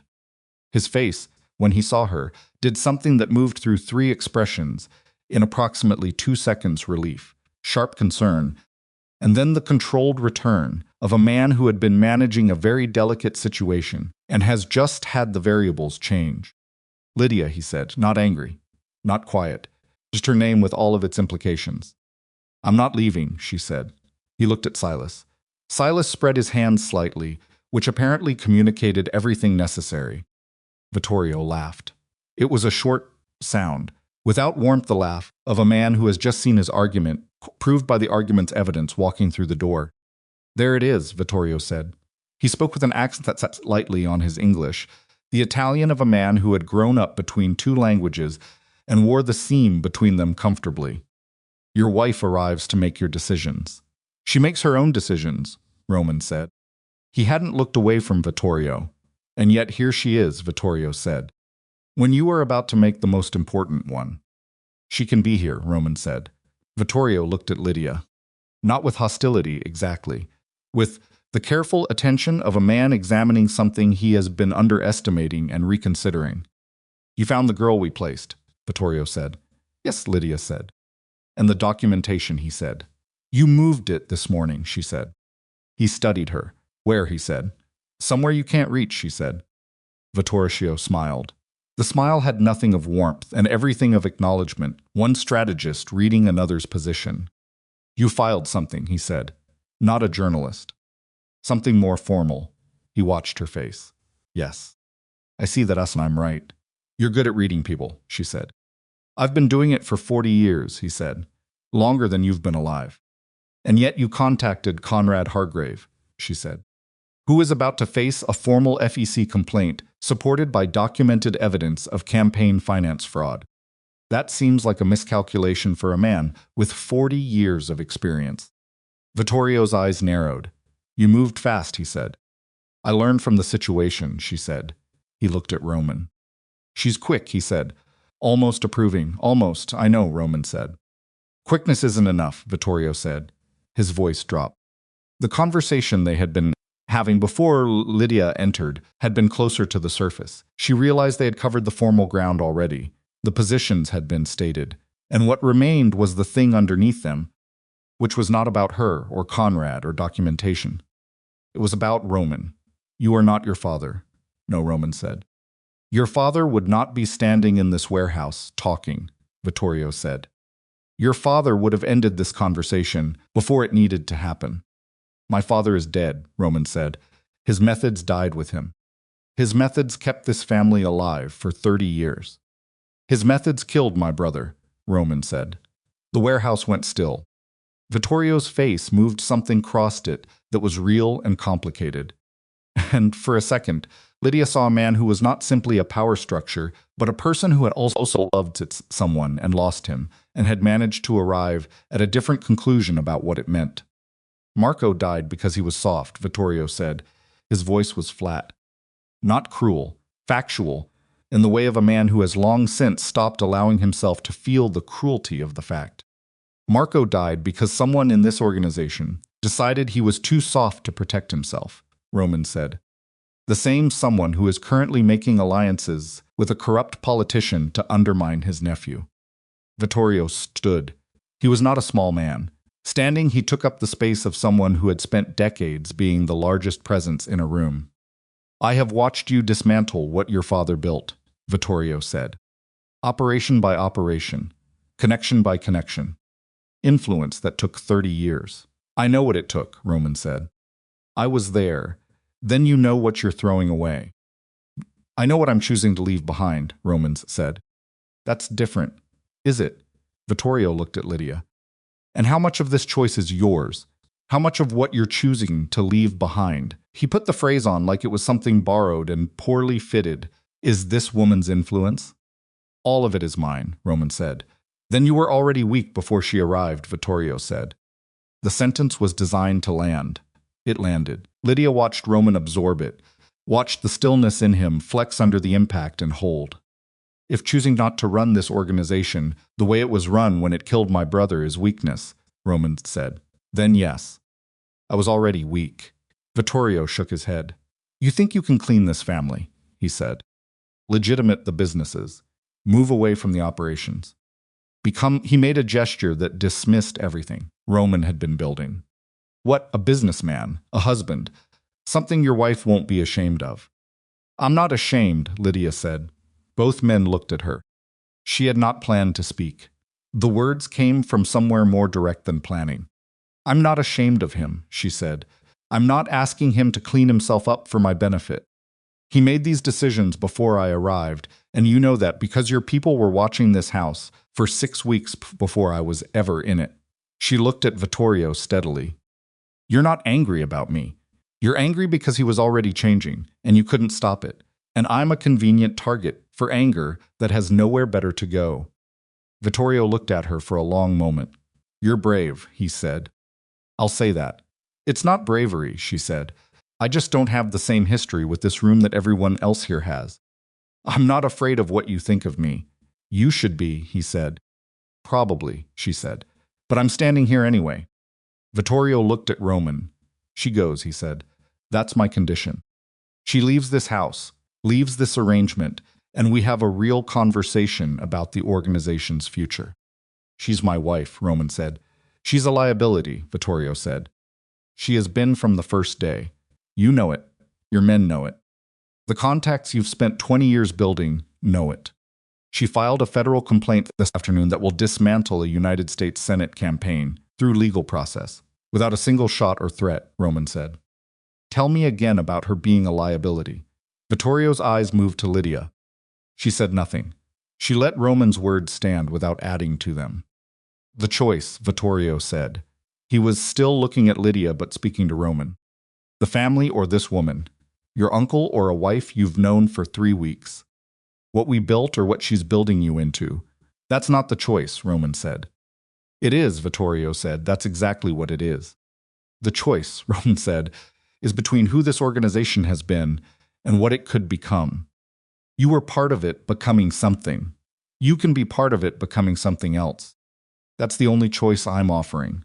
Vittorio laughed again. The same short, warmless sound. I've lived in this world for 40 years, he said. I'm not becoming something else. Then you're done, Roman said. The simplicity of it hit the room like a physical force. Vittorio stared at him. You're stripping my authority, he said. Yes, Roman said. Know what you did, Roman said. They know you made contact with Conrad Hargrave without authorization. They know you placed an operative inside this house without my knowledge. Those are not small things. Vittorio's jaw tightened. You have no proof of the operative. Her name is Delgado, Roman said. She's been with you for 4 years. She was placed here 8 months ago. The financial transfer records are documented, and they were sent to Silas this morning. Silas, standing 15 feet back, confirmed nothing and denied nothing. Vittorio looked around the warehouse. The 12 men who had been standing in their positions during this conversation had not moved. But the quality of their stillness had changed. Lydia could feel it, the shift of weight, the recalibration of where they were standing, relative to Vittorio, the small physical language of men choosing sides without speaking. Vittorio saw it, too. He saw it and she watched something in him not break, because Roman Vescari did not break, but recalculate. The specific recalculation of a man who has played a hand and is now reading the table. This isn't finished, he said. It is for tonight, Roman said. Silas. Silas moved forward. It took 4 minutes for Vittorio to be escorted from the building. He went without violence. That mattered, Lydia thought. That was the point. When the door closed, the warehouse exhaled. Roman stood where he had been standing. He didn't move for a moment. She watched his shoulders release a fraction, barely visible, the kind of physical concession to exhaustion that only happens when the performance is no longer necessary. She walked to him. She stood beside him and looked at the empty chair Vittorio had left. His captains, she said, they'll actually hold? The ones who were going to hold already knew what it did, Roman said. Placing someone inside my house without authorization that violates a specific rule that even the old guard takes seriously. And the ones who won't hold. They were already with Vittorio before tonight, he said. Now they're just without him. She absorbed that. The Conrad connection, she said. Does this break it? Vittorio was Conrad's access point, Roman said. Without him, Conrad's people have no leverage over the debt and no inside information. He paused. The complaint you filed today changes the entire terrain. Clara filed it an hour ago, she said. It's on record. Roman looked at her. You moved fast, he said. I learned from the situation, she said. His mouth moved, not quite a smile, but the thing that preceded one, the suggestion of relief underneath everything else. Then his phone went. He looked at it. His expression changed. What, she said. Conrad. She stared at him. Conrad is calling you. His attorney, Roman said. It's the third call in the last hour. He looked up. He knows about the complaint. Good, she said. He's going to move preemptively, Roman said. Before the filing becomes public record, he's going to put out a statement that frames this as… It doesn't matter what he frames it as, she said. The filing is on record. Clara's name is on it. Not yours. Not mine. An attorney's. Roman was quiet. His phone rang again. He rejected the call. Silas, he said. Silas appeared from the edge of the space. Get me everything we have on the communication between Vittorio and Conrad's people, Roman said. Dates, content, the financial transfer for the operative. All of it. I want it documented and in the hands of our attorneys tonight. Tonight, Silas said. Tonight, Roman said. If Conrad is going to file something preemptive, I want our own documentation in legal hands before his attorneys get to a judge. Silas left. Roman turned to Lydia. You need to go back to the house, he said. I know, she said. Not because I'm sending you. I know, she said again. I need to be there when Maribel finds out about Delgado. Roman looked at her. Maribel trusted her, Lydia said. She brought her into the kitchen. She's going to take this personally. Something moved in Roman's face that was not about strategy. Yes, he said, she will. I'll be there when she does, Lydia said. She turned to leave. Lydia, he said. She stopped. What I said to Vittorio, he said, about the choice. I need you to know that wasn't. I know what it was, she said. I don't want you to think it was a performance, he said. She turned around and looked at him, this man standing in a half-lit warehouse with his jacket off and his organization's restructuring itself around him, and the full weight of a confrontation that had been building for 2 years sitting in his chest. Like something he was still learning to breathe around. It wasn't a performance, she said. I was there. I heard you. You shouldn't have been there, he said. Probably not, she said. I was anyway. He looked at her. She looked back. Go handle Vittorio's people, she said. I'll be at the house. She left. Garrett drove her back through the city. The sun was going down. Boston did its usual thing, with the light at that hour, the particular way it caught on water and glass, and the surfaces of buildings, and made the city look, briefly, like a place where things resolved, rather than a place where they accumulated. She looked out the window. She thought about Vittorio's face when the captains recalibrated. She thought about the FC complaint sitting in Clara's filing system, with Clara's name on it. She thought about Roman's phone ringing, Conrad's attorney. Third call in an hour, which meant Conrad knew, which meant he was scared, and scared men with resources made noise before they made sense, and the noise was going to get loud before it got quiet. She was still thinking about this when her own phone went. Unknown number. She almost didn't answer. She answered. Lydia Marlowe, said a voice she recognized. Conrad Hargrave. Not his attorney, Conrad himself. Vescari now, she said. Steady. Completely steady, which surprised her. I'll keep this brief, Conrad said. His voice had lost the fundraiser polish. What was underneath it was harder and more direct, and she found, unexpectedly, that she preferred it. You filed a complaint this afternoon. My attorney filed a complaint, she said. Don't do that, he said. I know what you did and why. I'm calling to tell you that whatever Roman Vescari has promised you, this ends in a place you don't want to be. You're threatening me, she said. I'm informing you, he said. There's a difference. I've heard that a lot lately, she said. He paused. You're not stupid, he said. I knew that when Bennett brought you around, you paid attention, you read rooms. You would have been… He stopped. It doesn't matter. Say it, she said. Say what you were going to say, she said. You would have been useful. That's what you were going to say. The silence on his end confirmed it. I was useful to you for 3 years already, she said. Without my knowledge. Without my consent. You used my relationship with your son as a campaign optic, and when the polling changed, you disposed of me. In public, in a cathedral, with 300 witnesses. That was a choice, she said. You and Bennett both keep wanting to tell me it was complicated. It was a choice. Two choices, his and yours. Conrad breathed through the phone. What do you want? He said. She thought about it honestly. I want what you can't give me, she said. I want 3 years back. I want my mother's savings account back. I want the law school acceptance I deferred twice back. She paused. Since I can't have those things, I'll settle for a formal federal investigation into your campaign finances. That will destroy my campaign, he said. Yes, she said. It will. It will destroy Bennett's future, he said. She closed her eyes briefly. Bennett made his own choices, she said. He can live with them. And Roman Vescari is somehow better than my... This isn't about Roman, she said. That's the thing you've never managed to understand.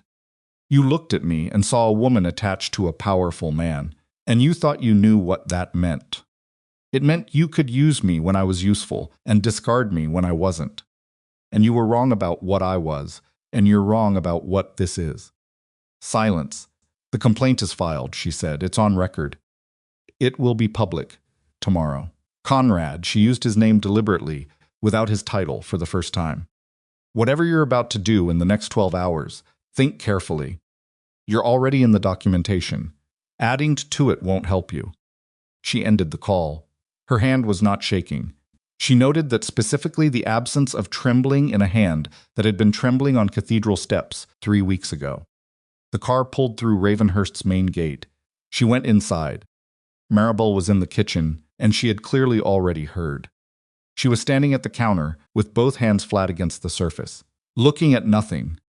And when she looked up and saw Lydia, her expression was the specific one of a woman running a private inventory of every interaction she'd had with someone who'd been lying to her face.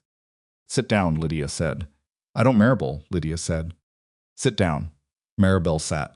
Lydia made coffee because the kitchen was Maribel's territory, and she had learned that doing something useful in a space was more respectful than simply occupying it. She put a cup in front of Maribel. You couldn't have known, Lydia said. I brought her coffee, Maribel said, to you, while she was copying your notes. You were being kind, Lydia said. That's not the same as being wrong. Maribel looked at her. 14 years, she said. 14 years in this house, and someone placed a person under my nose, and I didn't see it. Vittorio placed her 8 months ago, Lydia said. Before I was here. Before any of this. That's not comfort, Maribel said. No, Lydia said, it isn't. I'm not offering comfort. I'm offering accuracy. Maribel looked at her for a moment. Something shifted in her expression, not relief. But the specific exhausted acknowledgement of someone who has found a person in their vicinity who is not going to pretend the thing that happened did not happen. He handled Vittorio? Maribel said. Yes, Lydia said. Without, Lydia said. Maribel nodded. They sat in the kitchen in the kind of quiet that is not managed but actual. The kind that exists between people who have both had a difficult day and do not feel the need to perform their way through the end of it. Then Lydia's phone rang again. Clara, it's public, Clara said when Lydia picked up. The filing went live on the FEC database 40 minutes ago. I've already had 2 calls from journalists. Which ones, Lydia said. Clara named them. Both were the ones she and Clara had discussed. They want to run it tomorrow, Clara said. Both of them. Separately. They're not waiting. Lydia looked at Maribel. Maribel was watching her with the particular attention of a woman who has spent 14 years in the house of a complicated man and has learned to read the faces of people receiving complicated news. Tell them to run it, Lydia said.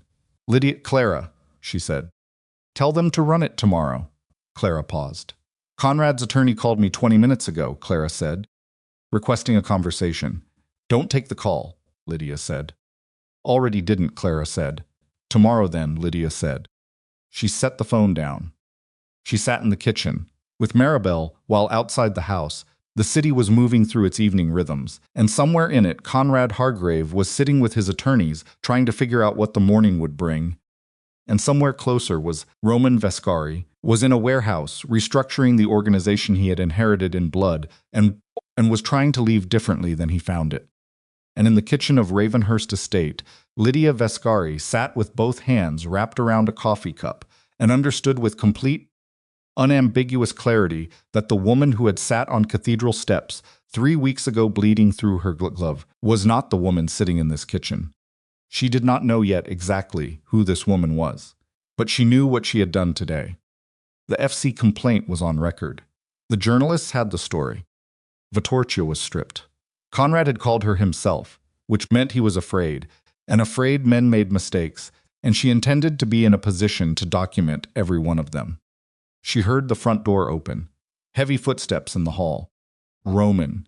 She stayed where she was. He found her in the kitchen.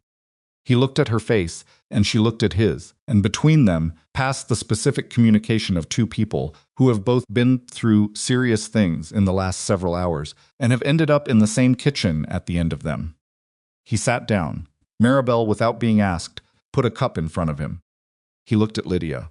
"Conrad called me," she said. His eyes sharpened. "He called your phone directly?" "Yes," she said. "He knows about the complaint." He tried to negotiate. "What did you tell him?" "That the complaint is on record, and adding to the documentation won't help him," she said. Roman's jaw worked. "He shouldn't have your number," he said. "He had it from before," she said. "From Bennett's contacts." He stopped. "It's fine," she said. "He didn't say anything useful except that he's afraid." Roman looked at his coffee. "The captains held," he said. "All but two. The two who didn't were already Vittorio's completely, we knew them. They left with him, and the rest. Waiting," he said. "Watching what I do next." "What do you do next?" she said. He looked at her. "Document everything," he said. "Every operation Vittorio ran that stepped outside his authority. Every transfer. Every contact with Conrad's people. Turn it over through attorneys. Use their records against them," she said. "Use their own actions against them," he corrected. "Through proper channels," she looked at him. "You're doing it my way," she said. "I'm doing it the way that works," he said. She almost smiled. "Clara's journalists are running the story tomorrow," she said. Roman was quiet. "Both of them," she said, separately. "Conrad's attorneys can't kill both stories overnight." "No," he said. "They can't. By morning," she said. "Conrad's campaign has a federal complaint on record and 2 investigative pieces running. His donors start making calls. His political allies start calculating distance." "His campaign dies," Roman said. "His campaign dies," she said. They sat with that. Outside, the November dark had come down over the city. Inside Ravenhurst, the kitchen was warm and lit and smelled like coffee, and the particular combination of a hard day approaching its end. Roman set down his cup. He looked at Lydia with the full attention he had given her since the cathedral steps. That complete, undivided focus that she had learned was not performance, but the actual way he looked at things that mattered to him. "When I made the proposal," he said, "on those steps, I told you I needed a wife, that it was an arrangement." "I remember," she said. "I was not entirely honest," he said. She waited. "I told myself it was strategic," he said. "The timing, the approach. I told myself I had examined the situation and calculated the most efficient response." He paused. "I had been watching your investigators' reports for 3 weeks. I had read about your life in enough detail that I should have felt like a man reading a file." He stopped again. "I did not feel like a man reading a file." She looked at him. "What did you feel like?" she said. He looked at his hands. Someone who had found the only person in a very long time who reminded him that the life he was living was not the only possible version of the life he could have, he said. The kitchen was very quiet. Maribel had left at some point without Lydia noticing. "That's a lot to put on a waitress you'd never met," Lydia said. His mouth moved. "It is," he said. "I'm not the person who saves you from yourself, Roman," she said. "I'm not built for that role, and I won't play it." "I know," he said. "Whatever you change," she said. "You change because you decided to. Not because I arrived." "Yes," he said, "but you arrived anyway." She looked at him for a long moment. Outside, the city was doing what it did, moving, accumulating, carrying forward all the things that had happened in it today and all the things that were about to. Tomorrow, the journalists would publish. Tomorrow, Conrad's campaign would begin its public collapse. Tomorrow, Roman would put documentation in his attorney's hands that would begin a different kind of reckoning for Vittorio. And tonight, in the kitchen at Ravenhurst, something that had been building for 3 weeks was sitting in the room between them with the patient. Clear weight of something that had stopped pretending to be something smaller than it was. Lydia stood up. She picked up her cup and carried it to the sink. She turned around. Roman was watching her. "I'm going to bed," she said. "Tomorrow is going to be complicated." "Yes," he said. She walked to the kitchen door. She stopped. She did not turn around. "Roman," "Yes," he said. "What you said to Vittorio," she said. "When he gave you the ultimatum, the family or me." "Yes," he said. "You didn't hesitate," she said, "a beat." "No," he said. "I didn't." She stood at the door for one more second. Then she walked out into the hallway and up the stairs to the east room where the window looked out over the bare winter garden, and the November dark had settled completely over everything. And she sat on the edge of the bed and pressed both palms flat against her knees and breathed. Tomorrow the story would break. Tomorrow everything would accelerate. But tonight, for the first time since she sat on cathedral steps in a torn dress and a stranger wrapped his handkerchief around her bleeding hand, Lydia Marlowe felt the ground under her feet hold her weight without apology and without condition. She didn't know yet what that meant exactly, but she was going to find out. The story broke at 6:47 in the morning. Lydia knew the exact time because she had not slept past 4 and had been sitting at the desk in the East Room with her second cup of coffee and the yellow legal pad, a new one, bought by Marable, without being asked when her phone lit up with a text from Clara that said only, "It's live." Both of them, 20 minutes apart. She opened the first piece. The headline was clean and specific. Senate candidate Hargrave faces FEC complaint over campaign finance irregularities. The journalist had done her own work. She had not simply reported the complaint. She had cross-referenced it with public filings, identified the Pallotta Group discrepancy independently, and found 2 former campaign vendors willing to speak on background about payment structures that had seemed unusual at the time. The second piece ran 30 minutes later in a different publication with a different angle. Shell company registered to deceased man at center of Hargrave campaign finance questions. Thomas Aldrich, dead 14 months, still apparently running a company. Lydia read both pieces twice.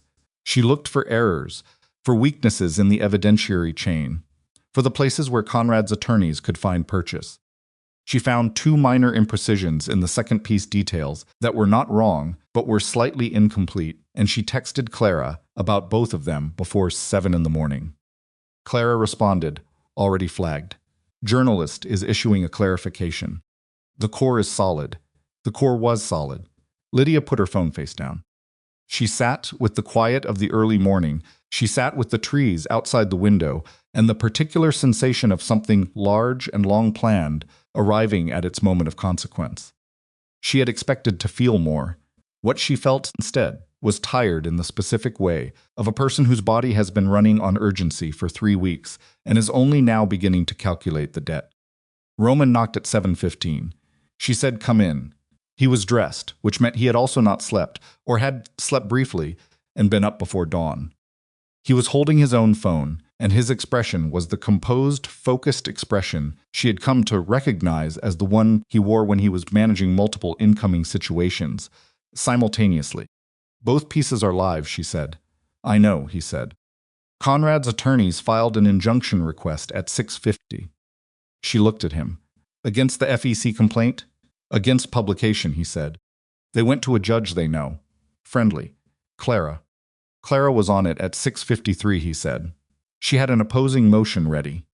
She expected this. "She didn't tell me," Lydia said. "She told me last night," Roman said. "She didn't want you focused on the injunction possibility when you needed to sleep." Lydia absorbed that the particular texture of 2 people in her corner coordinating without her knowledge and arriving at something that was not control, but care, which were different things, even though they sometimes looked the same from the outside. "The injunction won't hold," she said. "No," he said. "The pieces are already published. You can't unpublish a story that's been live for 40 minutes. The injunction is noise." "Conrad making noise," she said. "Conrad buying time," Roman said, "except there's nothing useful to do with the time." She stood up from the desk. His donors, she said. 3 have already publicly suspended contributions, Roman said, as of 20 minutes ago. A 4th released a statement saying they're reviewing their relationship with the campaign pending further information. His political allies. Quiet, Roman said, which is worse than distance. Distance means they're calculating. Quiet means they're already gone and don't want to be seen leaving. Lydia walked to the window. The garden was gray and bare in the early morning. Frost on the ground. The kind of November morning that made everything look like a decision rather than a circumstance. Bennett, she said. Roman was quiet for a moment. He called the house line at 7, he said. He asked to speak to you. She turned around. What did you tell him? I told him I'd pass the message, Roman said. She looked at him. You didn't tell him no, she said. It's not my decision, he said. She stood at the window and thought about Bennett Hargrave calling the house lines at 7 in the morning, while his father's campaign collapsed in real time across 2 separate publications. A sound like green wood splitting. She thought about what a person sounds like when the infrastructure they have lived inside for 30 years starts coming apart. I'll call him back, she said. Roman nodded. He started to leave. Roman, she said. He stopped in the doorway. The injunction, she said. Conrad's friendly judge. Do you know who it is? He looked at her. Don't, she said. Whatever you're thinking. I wasn't thinking anything, he said. You were, she said. I can see you thinking it. He looked at her for a long moment. The judge is within Conrad's network, he said. There are things I know about that network, and using them would make us the story, she said. Instead of Conrad, he said nothing. Clara's motion will hold, she said. The pieces are already published. Let the legal process do what it's supposed to do. Legal process is slow, he said. I know, she said. That's not the same as wrong. He breathed through his nose. You are the most consistently inconvenient person I've ever worked with, he said. Thank you, she said. He left. She called Bennett at 7:40. He picked up on the second ring. His voice was not the voice of the man who had stood at the fundraiser in a tuxedo, projecting the comfortable authority of inherited position. It was the voice of someone who had been awake since before the first piece published, and who had spent those hours watching everything his family had built, coming up with the specific speed of something that had been structurally compromised long before the public could see the cracks. She said, a pause. I saw the pieces, he said. Yes, she said. My father's attorneys filed an injunction, she said. I know. It won't hold. Lydia. His voice broke slightly on the second syllable. Not performed, she knew the difference by now. Real. Did you know this was going to happen? When you came to the fundraiser, did you already have the complaint ready? She thought about honesty. Yes, she said. He breathed. I didn't. I want you to know I didn't know about the shell companies, he said. The Pallotta Group. I didn't know the specifics. I believe you, she said. And she did, which was complicated. It would have been simpler not to. I knew my father's campaign had financial issues, he said. I knew there were debts and arrangements. I didn't know the details. That's the thing about not asking questions, Bennett, she said. Not cruelly, just accurately. You don't get to claim ignorance and credit at the same time. He was quiet. I did love you, he said. I need you to know that. She pressed her palm flat against the windowsill. I know, she said. Then, because love without the courage to act on it isn't enough, she said. You loved me and you picked up the microphone anyway. Those two things can both be true, and the second one is still what happened. The silence between them had the quality of something settling, not resolving. Because some things don't resolve, but settling into the shape they are actually going to occupy. What happens to my father, he said. That depends on the investigation, she said. The FEC complaint is the beginning. Where it goes depends on what they find. And I'm not going to intervene, she said. In either direction. I'm not going to push for more than the evidence supports, and I'm not going to pull anything back. It goes where it goes, he exhaled. You're not what I thought you were, he said. When I met you. I know what you thought, she said. Another silence. Are you happy, he said, with him? She looked out the window at the frozen garden. That's not a simple question, she said. I know, he said. I'm asking anyway. I'm where I'm supposed to be, she said. That's the most honest answer I have. He didn't say anything for a moment. Okay, he said finally. The word carried the specific weight of someone closing something, not slamming it, just closing it with full awareness that it is closing. Take care of yourself, Bennett, she said. She hung up. She stood at the window for a while. Then she went downstairs and ate breakfast and began the work of the day. The next 3 weeks were not simple. She had not expected them to be. Conrad's attorneys were capable and well-funded, and they fought on every front available to them. The injunction, a defamation claim against Clara that was dismissed within a week, a public relations campaign that attempted to frame the FEC complaint as politically motivated. Each move was answered. Clara's team answered the legal ones. The journalism answered the PR ones because both publications ran follow-up pieces as additional documentation surfaced. And once the FC complaint was formally acknowledged and an inquiry opened, the story had a procedural momentum that Conrad's people could not simply outrun. Donors continued withdrawing.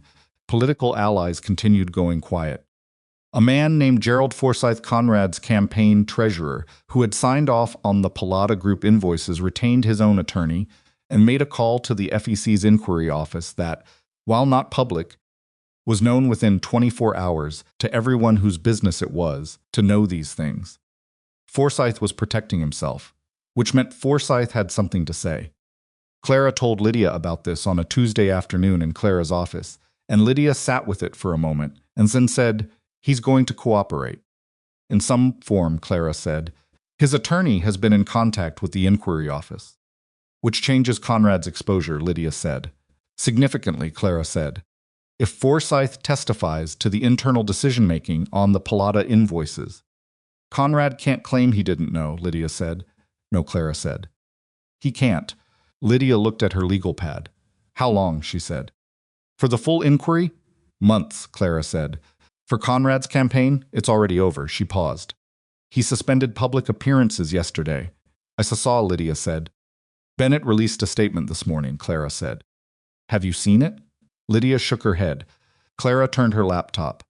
The statement was brief. It expressed Bennett's love and respect for his father, acknowledged the ongoing inquiry, stated that Bennett would be stepping back from all campaign activities during this period, and ended with a single sentence. I am sorry for the harm I have caused to people who deserved better from me. No names. She knew what names were meant. She sat with the weight of it, not forgiveness exactly. Not yet, but the small shift that happens when someone does the minimum decent thing after a long period of doing less than that. She handed the laptop back to Clara. Move forward, she said. Clara nodded. Vittorio's legal situation developed more slowly but moved in only one direction. The documentation, Roman and Silas, had assembled the financial transfers to Delgado, the communication records with Conrad's people. The unauthorized operations went through Roman's attorneys to federal investigators who had been building a peripheral case of Vescari family activities for 18 months. The Vittorio documentation gave them specificity they hadn't had. It also came from inside the organization through legal counsel, which changed its character from intercepted intelligence to voluntary disclosure. Roman's own attorney spent considerable time on the implications of this. Lydia spent considerable time with them. She was not yet a lawyer. She would not be for some years. But she sat in those meetings, and she listened, and she asked questions, and she read every document she was given, and the attorneys who had initially looked at her with the polite uncertainty of professionals, unsure of her role, began, over the course of 3 weeks, to look at her differently. One of them, a woman named Hargrove, no relation, which struck Lydia as the specific kind of coincidence that life produces without apology, told her after the 4th meeting that she had the strongest legal instincts of any non-lawyer she had encountered in 20 years of practice. Lydia thanked her and reapplied to law school the same afternoon. Not a deferral, an active application for the spring semester. She didn't tell Roman until that evening. She told him over dinner, the same table, at the same end they always used. Maribel's food, the particular rhythm of a meal that had become a structure both of them depended on, without having decided to. Spring semester, Roman said. Yes, she said. That's, he calculated, 10 weeks. 11, she said. I've already completed the intake paperwork. Clara's office will handle any scheduling conflicts with the inquiry. He looked at her. You did all of this today, he said. I've been thinking about it for a while, she said. The attorneys told me something useful, she said. I'd rather have the credential than continue operating around the edge of it. He was quiet for a moment. The commute, he said. I'll figure out the commute, she said.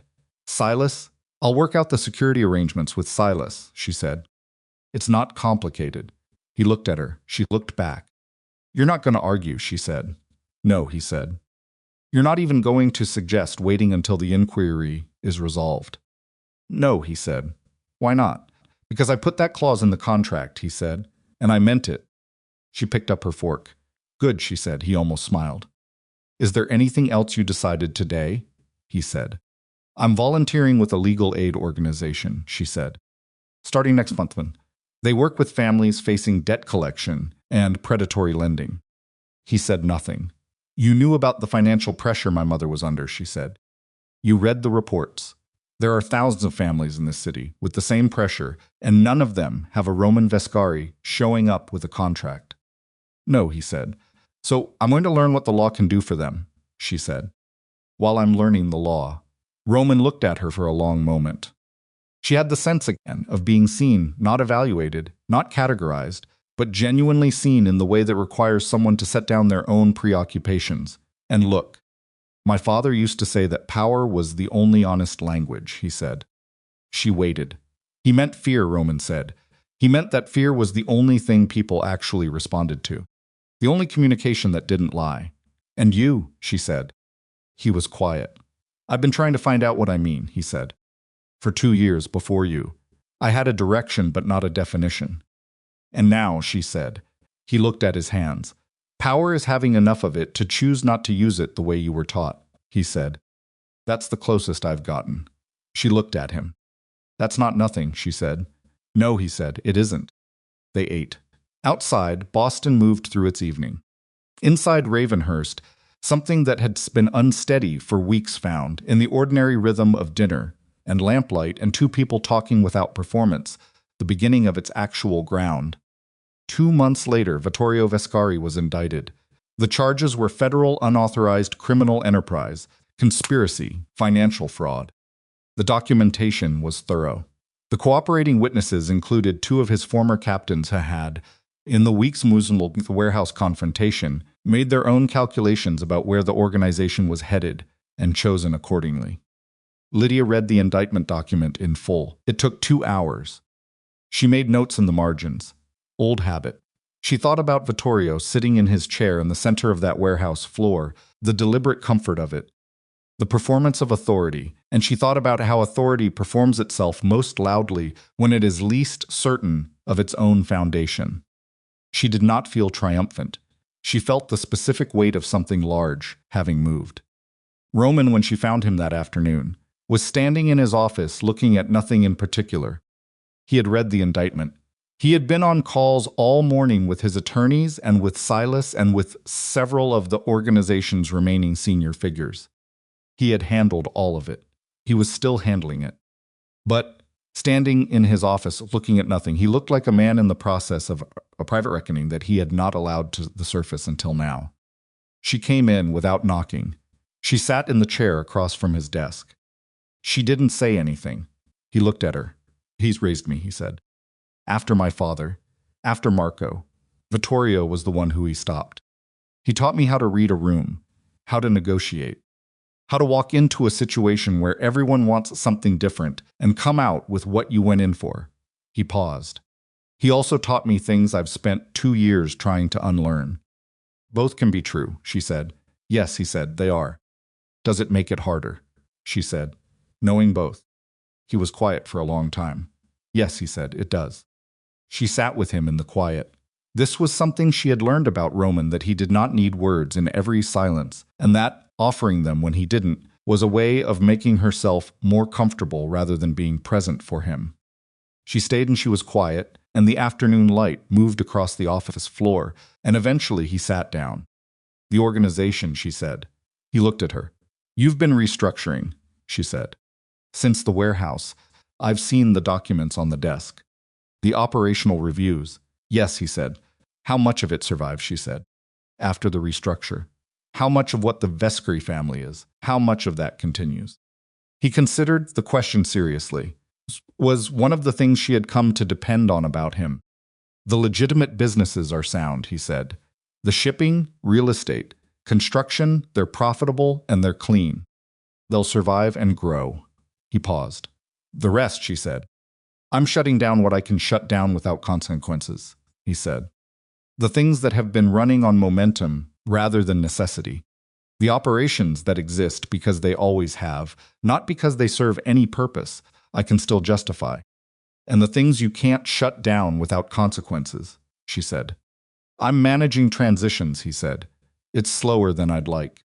It costs money and influence, and there are men who are leaving because of it. He looked at her steadily. Some of them aren't leaving quietly. How not quietly, she said. Silas is managing it, he said. Roman. Silas is managing it, he said again. No one has been hurt. People make noise when they feel their position is threatened. It settles. And if it doesn't settle, then Silas and I will handle it, and I'll tell you what happened, he said. I'm not going to lie to you about what this process looks like. It isn't clean, but I'm also not going to pretend the problems don't exist by not telling you about them. She held his gaze. Okay, he said. She started law school on a Thursday in February. The commute was 40 minutes each way. Silas had arranged a driver who was also security, without looking like security, a woman named Priya, who drove a car that looked entirely ordinary and who turned out to have a master's degree in economics and opinions about contract law that she shared on the longer drives with the particular confidence of someone who has been told their opinions don't matter and has decided not to believe it. Lydia liked her immediately. The first week of classes was exhausting in the specific way of intellectual work. After a long absence, her brain, remembering the shape of serious study while her body adjusted to the schedule. She came home the first Friday and fell asleep at 8 in the evening, and Roman, who found her asleep in the chair in the east room with a casebook open on her knee, removed the book and put a blanket over her and did not wake her. She found out about this from Maribel, who had seen. She did not bring it up with Roman. She did not need to. The legal aid work started the following month.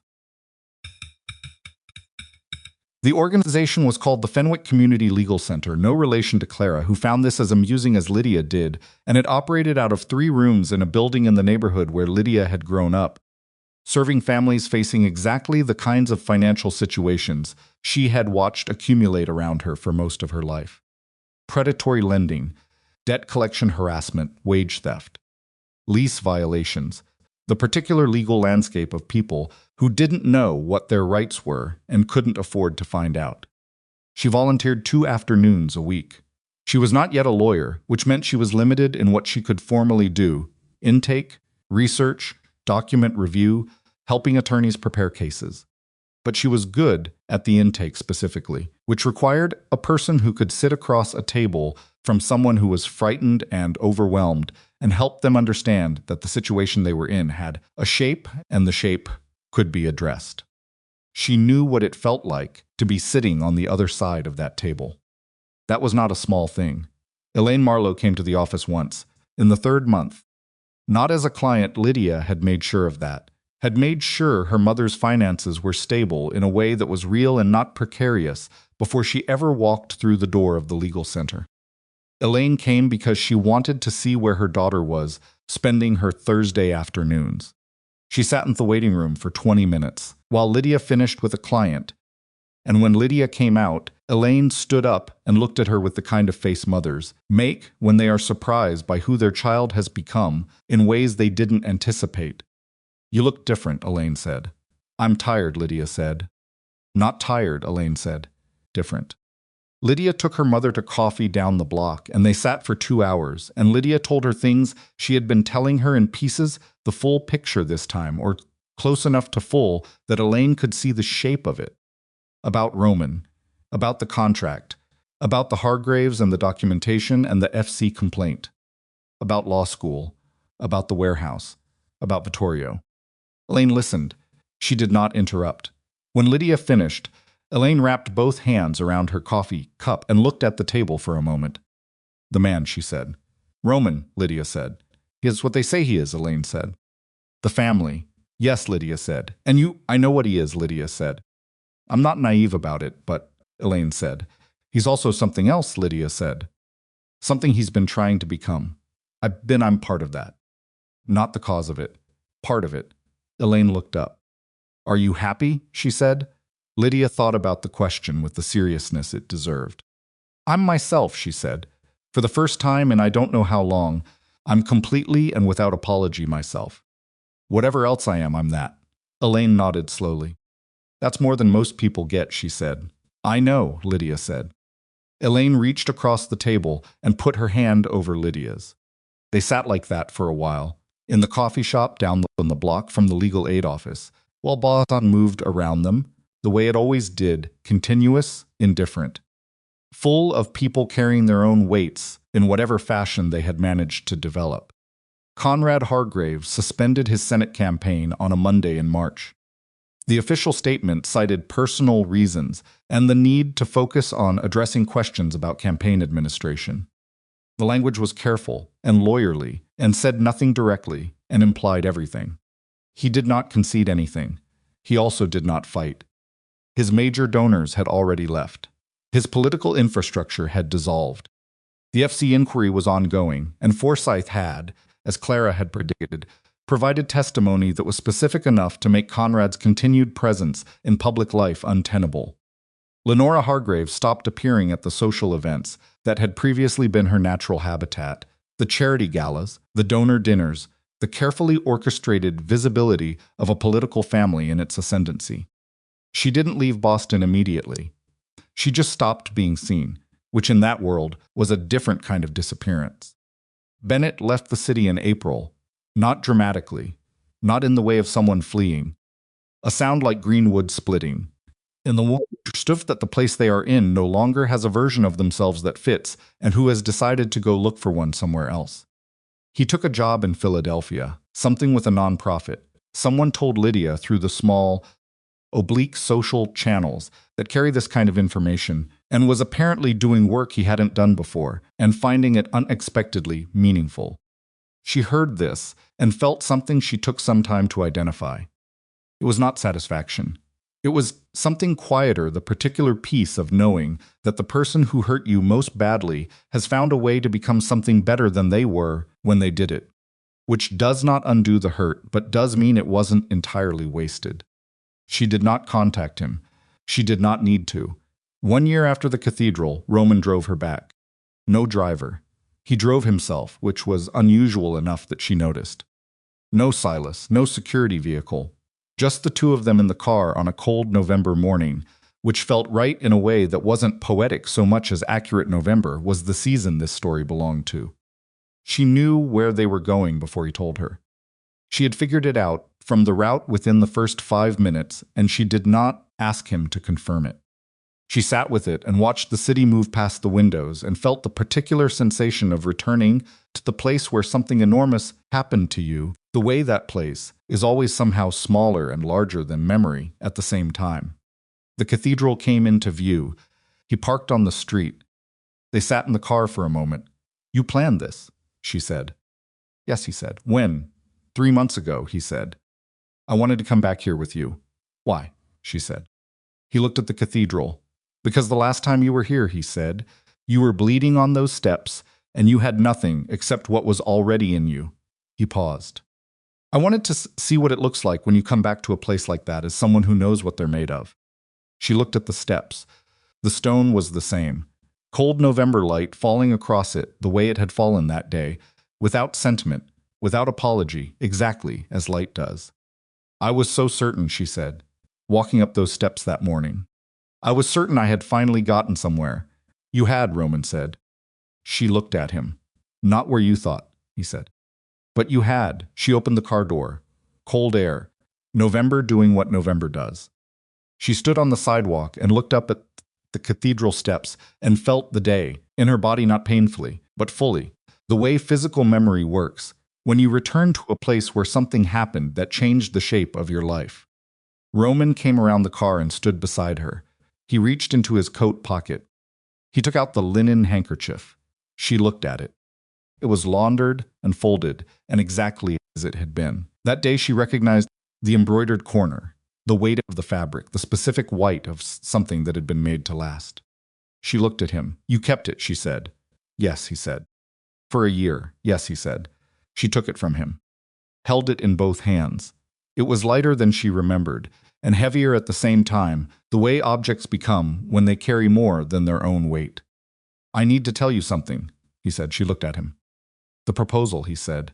"On those steps, I told you it was strategic, that I had analyzed the situation and made a calculation." "I remember," she said. "I had been following your investigators' reports for 3 weeks," he said. "I kept telling myself it was due diligence, that I was building a complete picture of the Hargrave network, and you were a peripheral element."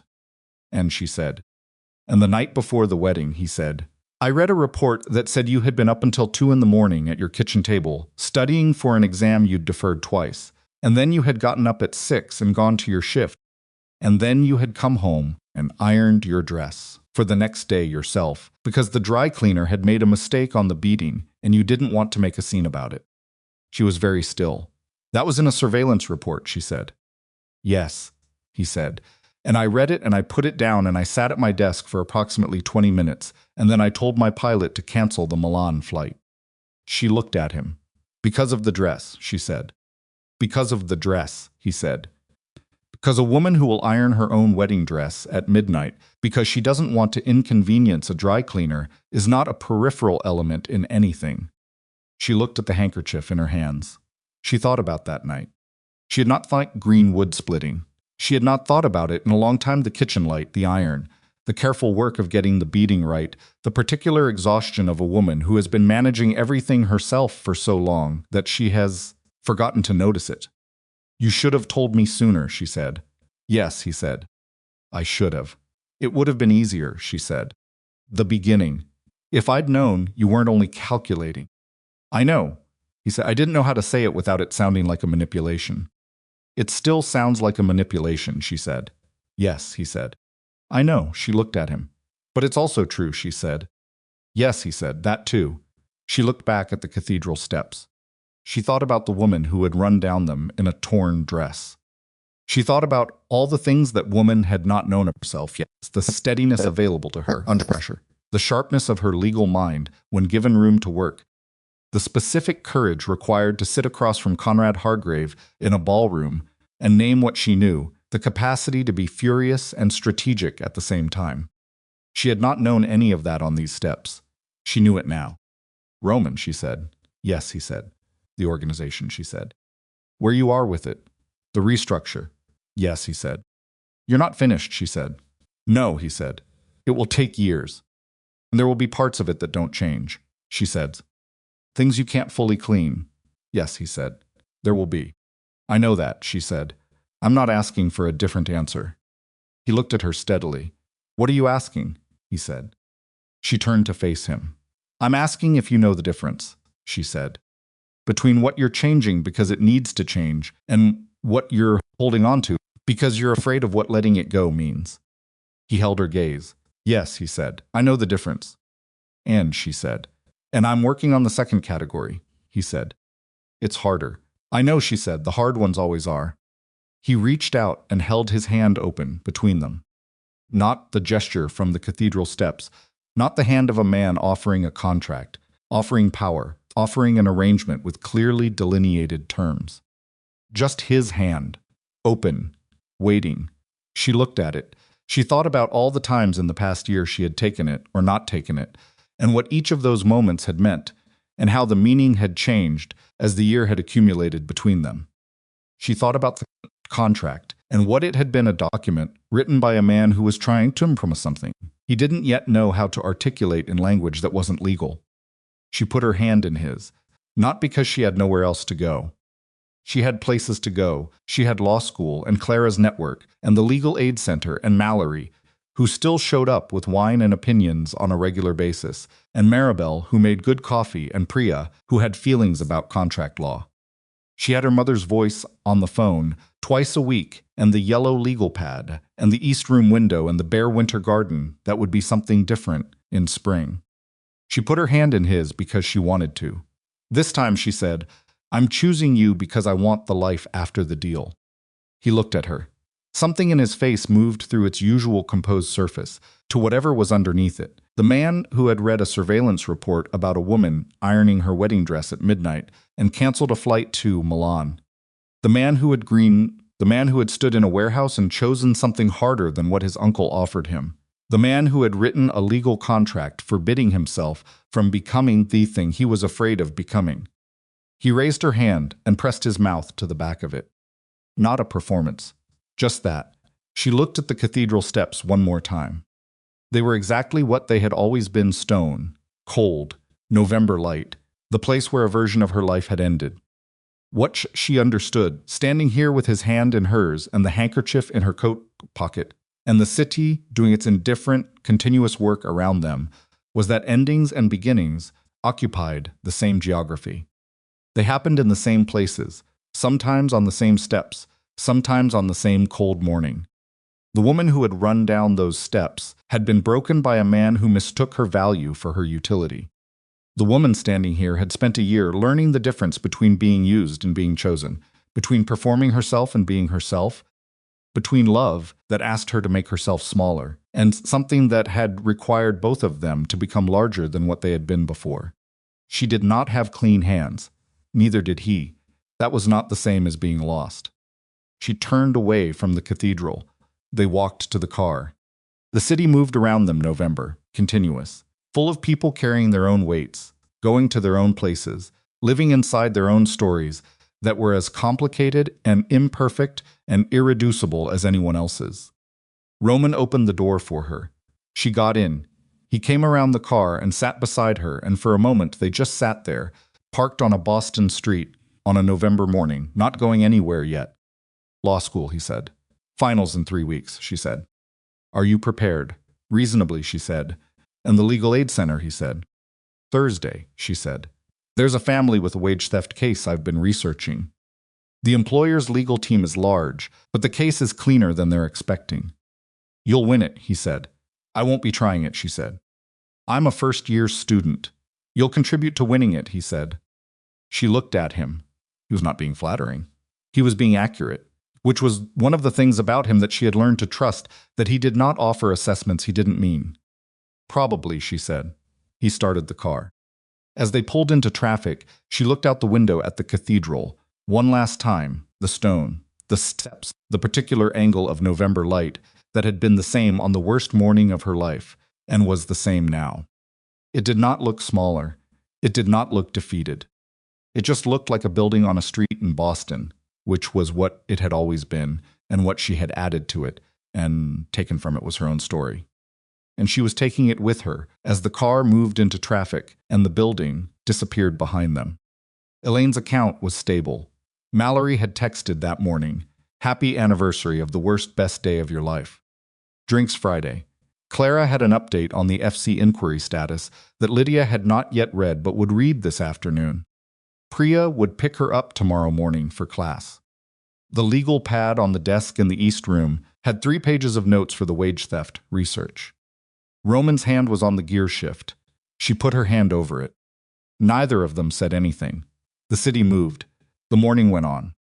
And Lydia Vescari, who had been Lydia Marlowe, on cathedral steps with nowhere to go and blood on her glove, and 3 years of her life turned into campaign strategy, rode through Boston on a November morning, knowing exactly where she was going and exactly who she was taking with her. That was enough. It was, in fact, more than enough. It was everything she had ever actually wanted, arrived in a form she had not known to ask for, on the other side of the worst morning of her life. The city moved. She did not look back.